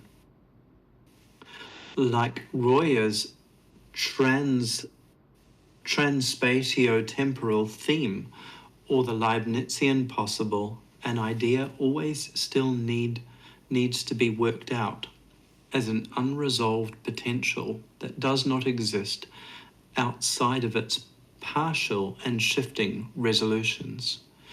It is neither a priori nor a posteriori, a distinction that presupposes full individuation, but in the words of Simondon, a presenti. Manners, in turn, are not just the schematic intermediaries between thing and concept. They are processes of articulation or instauration, Soriao, that remodel what they put into play. Thus, if manner is the effective capacity of matter, the idea is the vertigo of matter. This raises the question of what drove the Mannerists into theoretical speculation on the cosmic origin of art in the first place. How does the classical concept of the idea help to compose the virtual dispositions, inclinations, or tendencies of a relatively unformed material into a relatively stable form? And what other schemata of instauration can the classical notion of the idea be replaced with? In posing the question of the creative act in the strictly operative sense, Chapter 5 excavates it from the early modern bifurcation between the arts of design, painting, sculpture, architecture, and the other crafts in order to reinstate a continuity, not just between fine art and applied art, but between art and other eminent modes of creativity. In particular, it enables us to approach Mannerist disegno together with strategies of production through modulation, such as alchemy and metallurgy, which never relied on the transcending illusions of subjectivity or preformed possibility in the first place.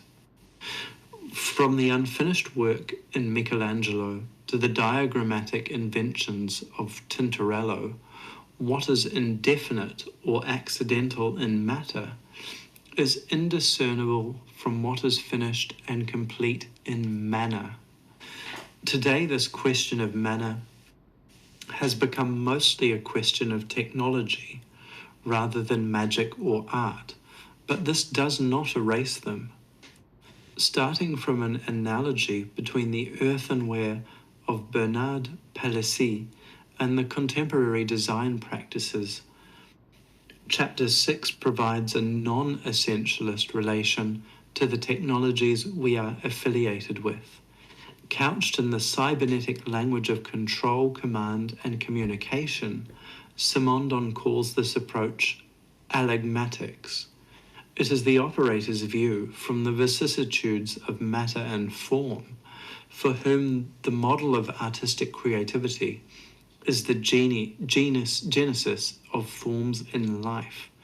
Accordingly, the thought and the act of design meet in a transductive experience, an activation of the possible that is at the same time an initiation into matter, both in the 16th century and today.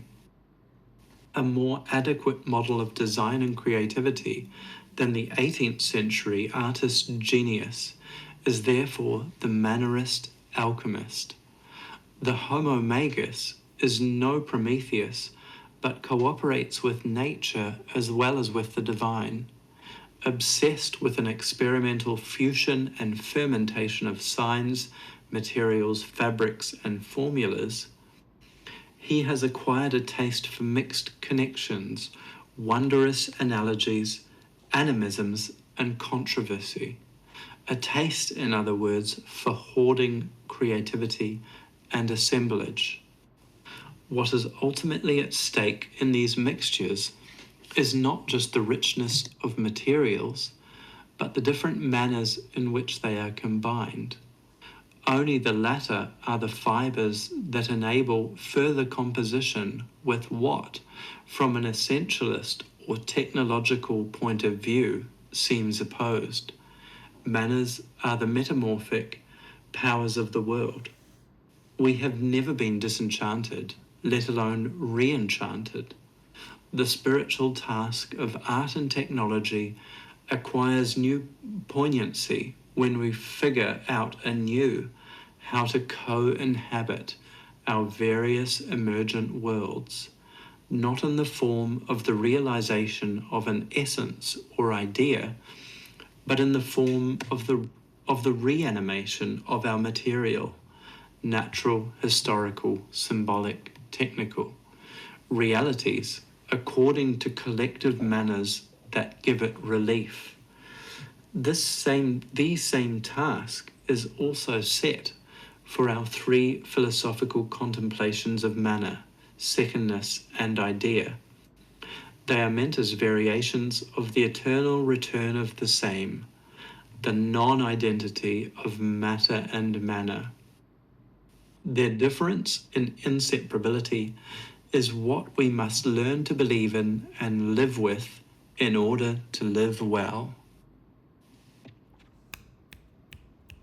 Woohoo! I wish I There- could do a round of applause, but I can't. There is something right there that ties back to where we started at, which is that definition of manner, right? And how manner plays into mannerism. And if we look at the Latin term that manner came from, manuarius, right? Which Maniera. Maniera is another one too, which is a way of handling or style. Maniera derive. Oh, okay, yes. So my bad. Manner comes from the Old French maniera, but maniera comes from the Latin manuarius. Maniera means way of handling or style. Manuarius means of the hand, or coming from manus, meaning hand.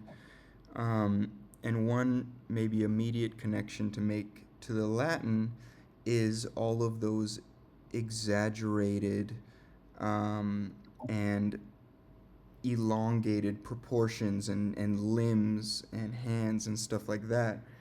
And hands. And yeah, hands. particularly the hands. Yes. Like a what's the AI that Joby keeps bringing up? Midjourney. It's like some of the hands for Midjourney or something. Oh, no wonder they couldn't do hands until last. Yeah, the AI was just mannerist. Whoa. But going back to the Old Holy. French manière too, of way of handling, we can connect it to how mannerism is more about the process, right? And when you're doing art, it's all about the process. Whereas once you're done with art, what you're left with is an artifact, and you're no longer doing art. Yeah. That's all. I get you. When you mentioned the hand connection, I didn't think you were going to go straight into and look at the hands they did in mannerism.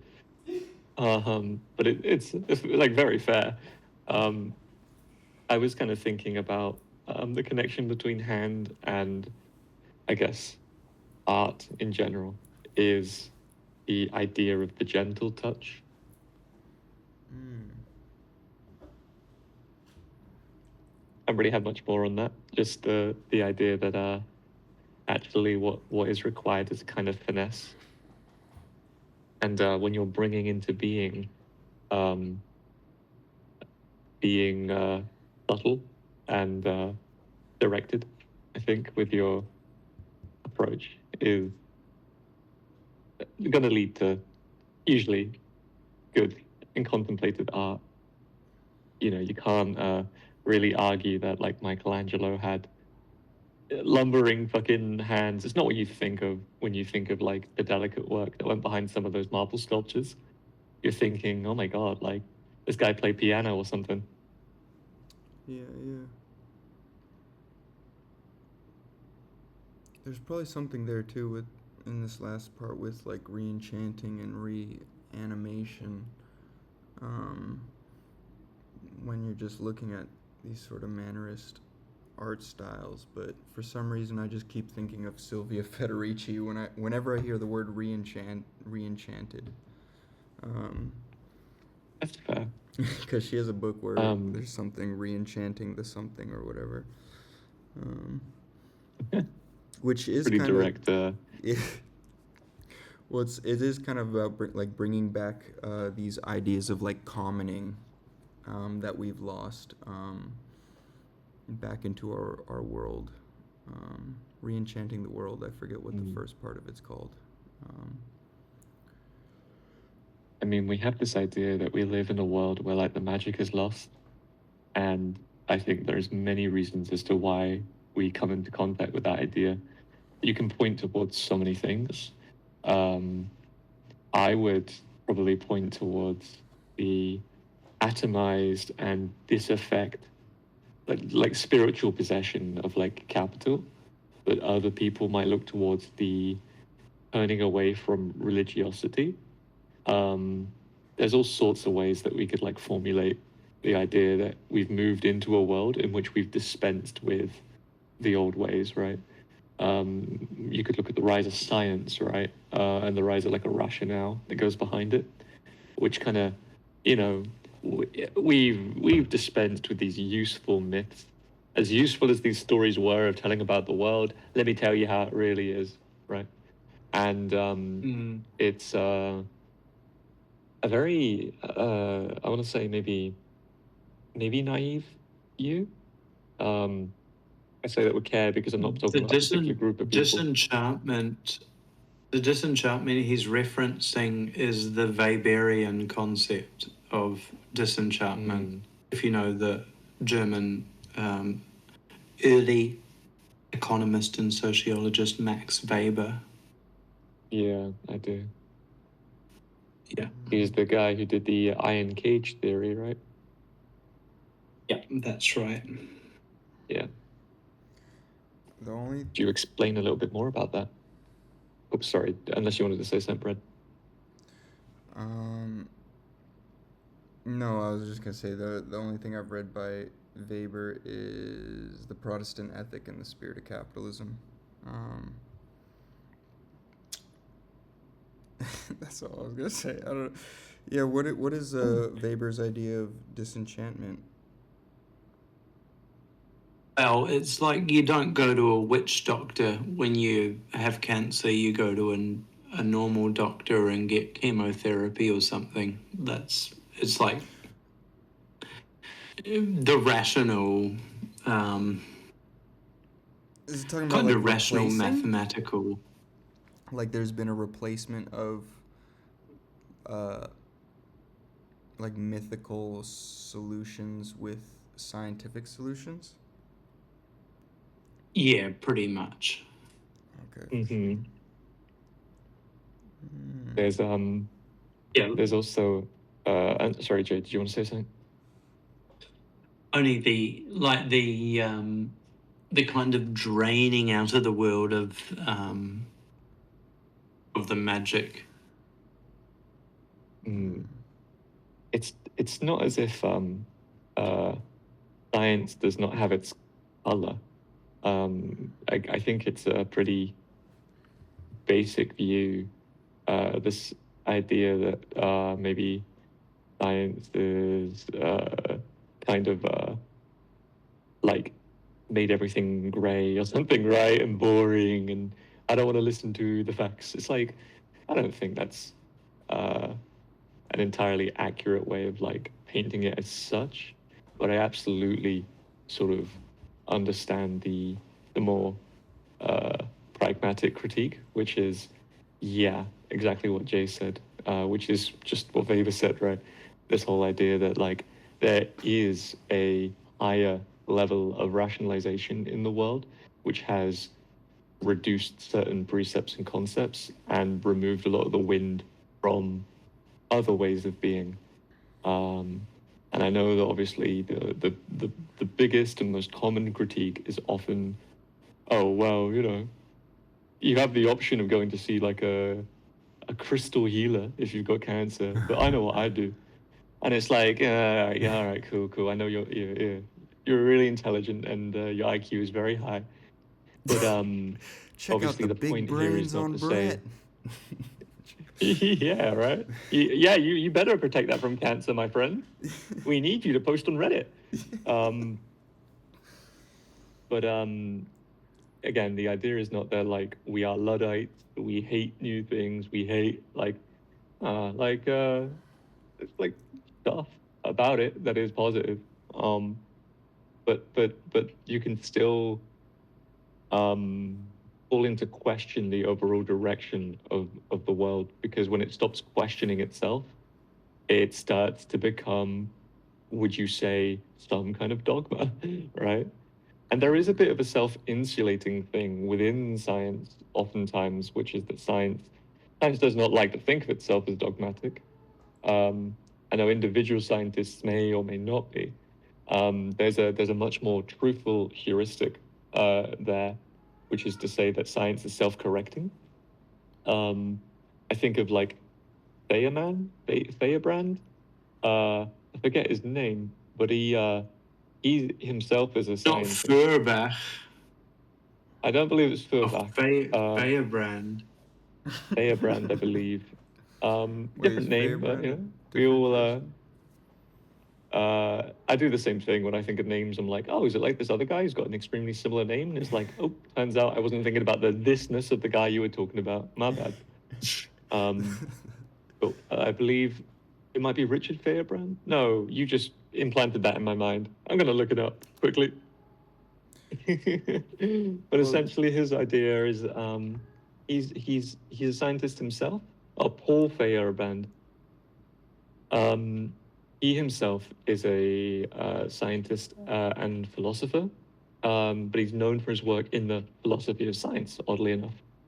And he was a very heavy critic of it, in the sense where he wanted to better it.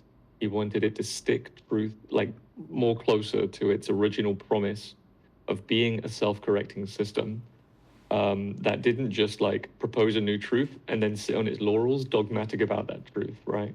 He wanted to make it be well aware in people's minds that you don't just get to knowledge and then get to pat yourself on the back. It's a constant, arduous process. Don't fucking become a scientist if you're not willing to never be correct about everything.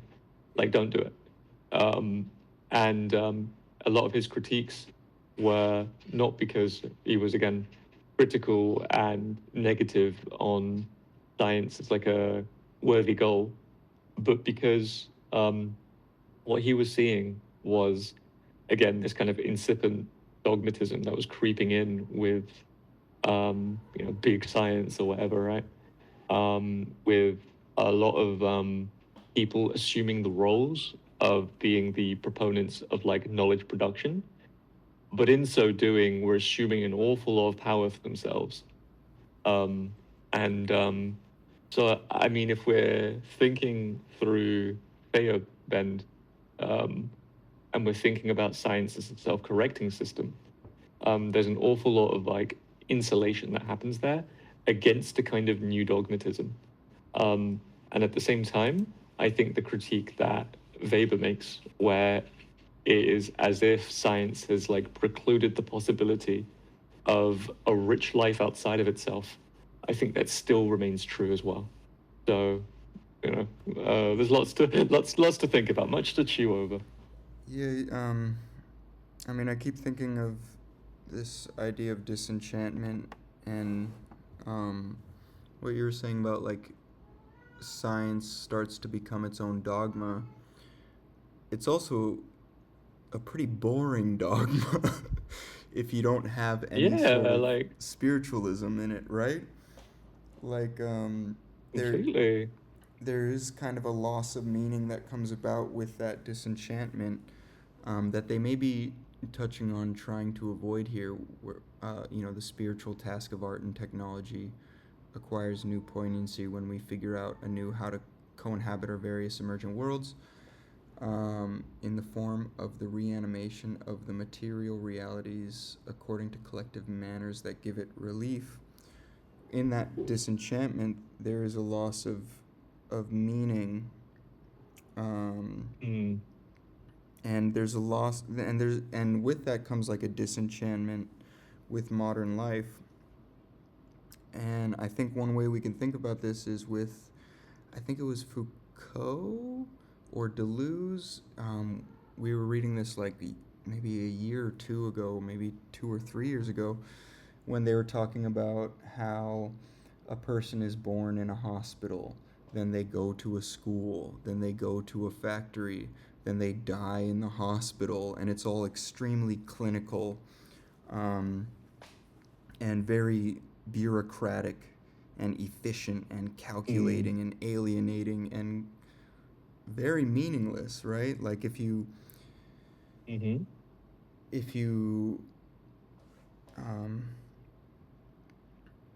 yeah, it's almost like we're trapped. It's almost like that disenchantment and that rationalization makes us trapped in a system of like system of efficiency and control. It's also pretty much Weber's other point of the iron cage theory as well. Like pretty much it. So, iron cage, yeah. Iron cage. It's like that's a good way to describe it. It's kind of like when you see like a rat in a cage that is way too small for it, you feel awful. But then the better idea that we have, I'm going to place it in a fucking kingdom. I'm going to make this giant cage as big as I can manage in the space that I have available, and it's going to have all the luxuries. It's going to have like, there's going to be 6 or 7 or 8 or 9 rats. They're all going to like have these relations that are meaningful. They're going to have everything. And you realize all you've done is build a bigger cage. You're just giving it At the given same more time. efficient ways of taking away its can freedom. can I read Yeah. something? Yeah, completely. I just read the thing on it, and it's Ernest Gellner argued that although disenchantment was the inevitable product of modernity, some people just could not stand a disenchanted world, and therefore opted for various reenchantment creeds such as psychoanalysis, Marxism, Wittgensteinism, phenomenology, and ethnomethodology. A noticeable feature of these reenchantment creeds is that they all tried to make themselves compatible with naturalism. That is, they did not refer to supernatural forces. And then, most recently, criticism, the American historian of religion Jason Josephson Storm has challenged mainstream sociological and historical interpretations of both the concept of disenchantment and of reenchantment, labeling the former as a myth. Josephson Storm argues there has not been a decline in belief in magic or mysticism in Western Europe or the United States, even after adjusting for religious belief, education, and class. So the examples of this would be many people basically left the church, but they simply replaced it back with astrology or other mysticisms. Mm-hmm. So people are just as mystic as they ever have been, but in different ways and just in whatever happens to be available to them today. That makes sense. I also like the idea as well. We when we think about the decline of the importance of the church in social governing, that kind of comes about with the Renaissance period and mass industrialization and all of this. What we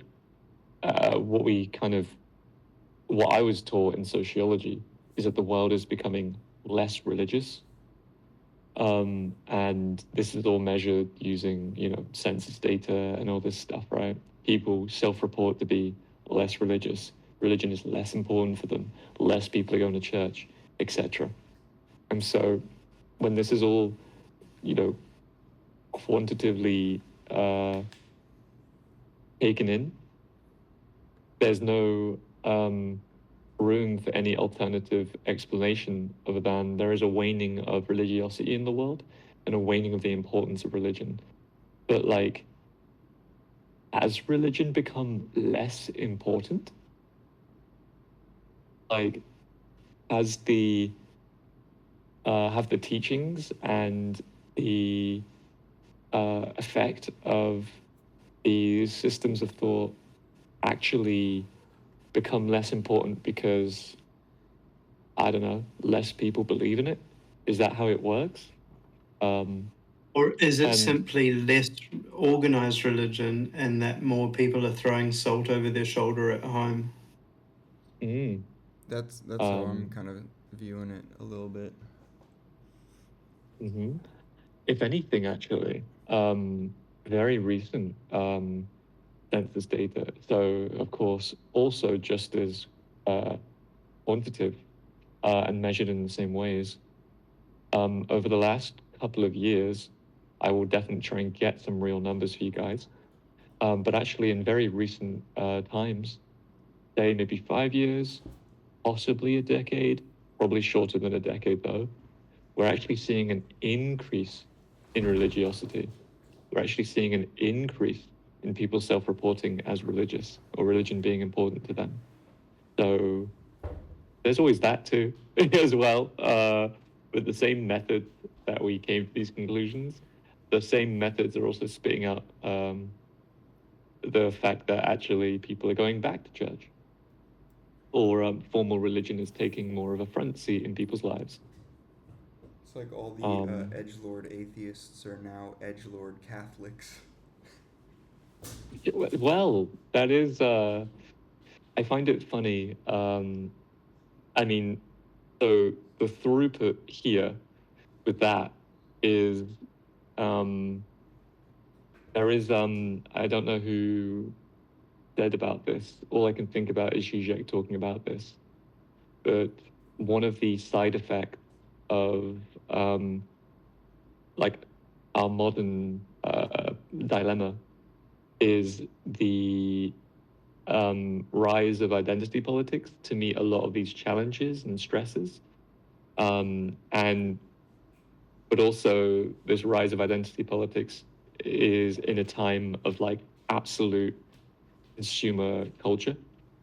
And so what we end up finding is that when new labels are created or new identities are assumed or things come back into style, like the whole trad wife wave, which then became its own brand of like cottagecore, and now people don't like cottagecore anymore, it's something else entirely. We just as easily create Return to these, monk. yeah, baby. Again. Bring back the friars. Yeah, those haircuts were something. God, I've actually seen a bunch of people who get that Friar Tuck haircut, and I'm like, you know what? You would have ripped up pussy back 400 years ago. You know, the crazy thing is, a Um, lot of those monks are actually ballin'. They're super rich. Mhm. At least, There is no, yeah, which is there is no way you can like. Go ahead, sorry. well, it's just ironic, right? Because you're like, wait, aren't monks supposed to be like frugal? Aren't they Rigid. supposed to be ascetic? You know, Aesthetic, yeah. ascetic. Ascetic. Yeah. I learn words Yeah. from reading them, so I will mispronounce a lot of words over time. You'll probably hear me mispronounce more. Right, baby. Kind of the nature It of might it be all, a right? ski. Is it It probably is ascetic or ascetic. ascetic? I always read it as ascetic, but Let me look better. Yeah. I think when if you say ascetic, it sounds like aesthetic. So ascetic, it has its, but I digress. It could be anything. Well, I had to learn words through reading and not really hearing other people use the words, so Mhm. I mispronounce a lot of words. I think it's really fun to try and pronounce words for the first time. Yeah. There is something here though. That last part. The same task is also set for our three philosophical contemplations of manner, secondness, and idea. And I told y'all before this reading started, I'm a sucker for trinities. They're like primitive differential henology or something, but whatever. They are meant as Mhm. variations of the eternal Aesthetic. aesthetic. Aesthetic. Ascetic. Jesus, Mhm. that's not Blah. bussin'. I think I think our versions had more you know, je ne sais quoi to them. I think. No, it's pronounced Gines Stai. Boo.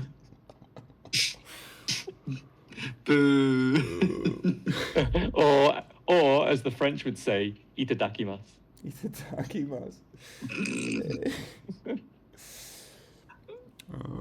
But they are meant as variations of the return. Oh my God, returnal. Eternal return of the same, the non-identity of matter and manner. I think there is something interesting here with when we're thinking of mannerism, how hard it can be to like peg a meaning to either the architecture or the painting that we're looking at, and how it doesn't form from an outset. God, Mimi has been wild this entire fucking reading, but how it doesn't form from an outset or like an identity, but starts from the middle, or how it's hard to really peg an origin. So there is sort of like a non-identity to all of this stuff.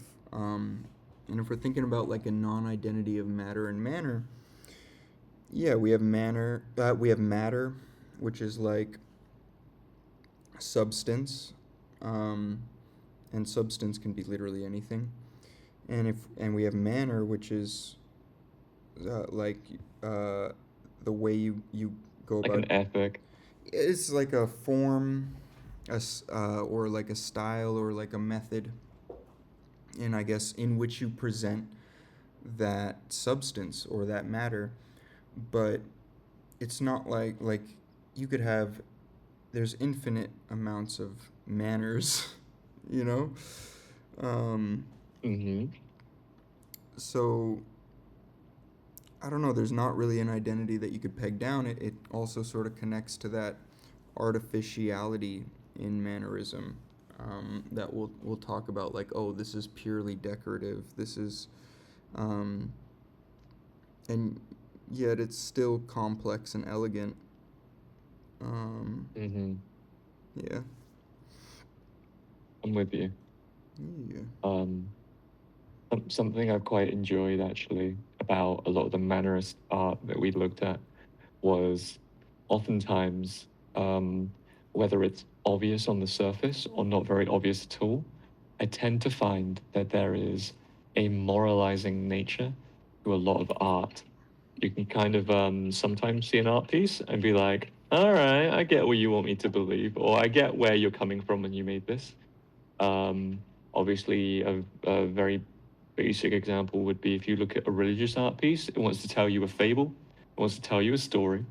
And with that story, there are like some moral underpinnings as to why that story is being shared and why it's important for this like particular religion. Other times, if you want to look at like a non-religious example, you could see. No such thing. Wow. I'm just joking. I'm just joking. What I about got you. that last? I was that really made me think of Las Meninas painting by Velázquez, where it's making you think about the change in rotation, Did you actually get like that painting again? the. Let me. I will post it again. Thank you. You can see it. 1 second. So, Joby, when you're talking about how most art, you can kind of get at what they're trying to tell you, you can't. Mhm. I feel like you can't really do that with Mannerism at all. Which also. Well, I don't. Yeah. Sorry, go ahead.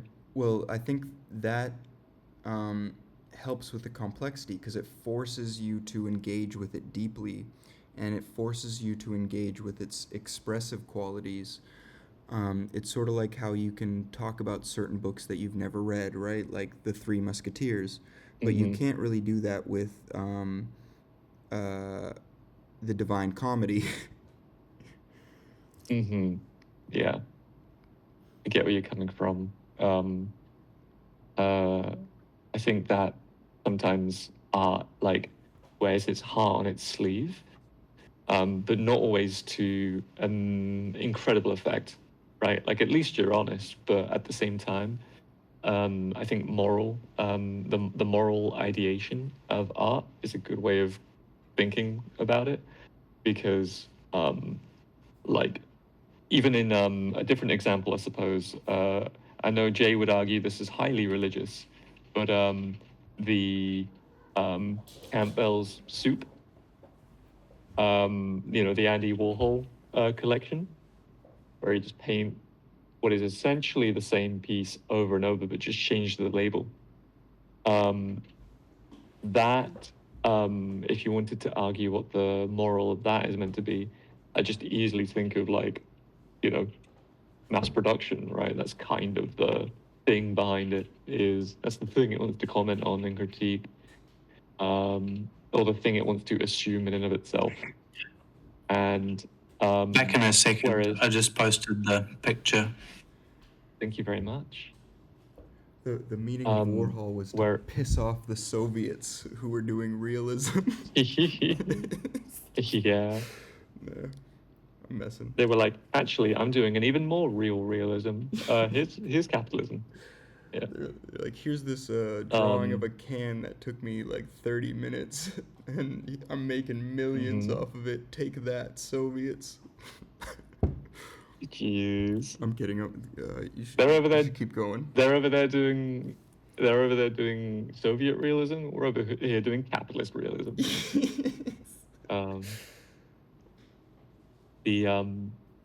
But yeah, I wasn't going to say anything groundbreaking. It was just going to be reiterating what you said, which is when it comes to Mannerist art, I don't know what the fuck it's trying to tell me.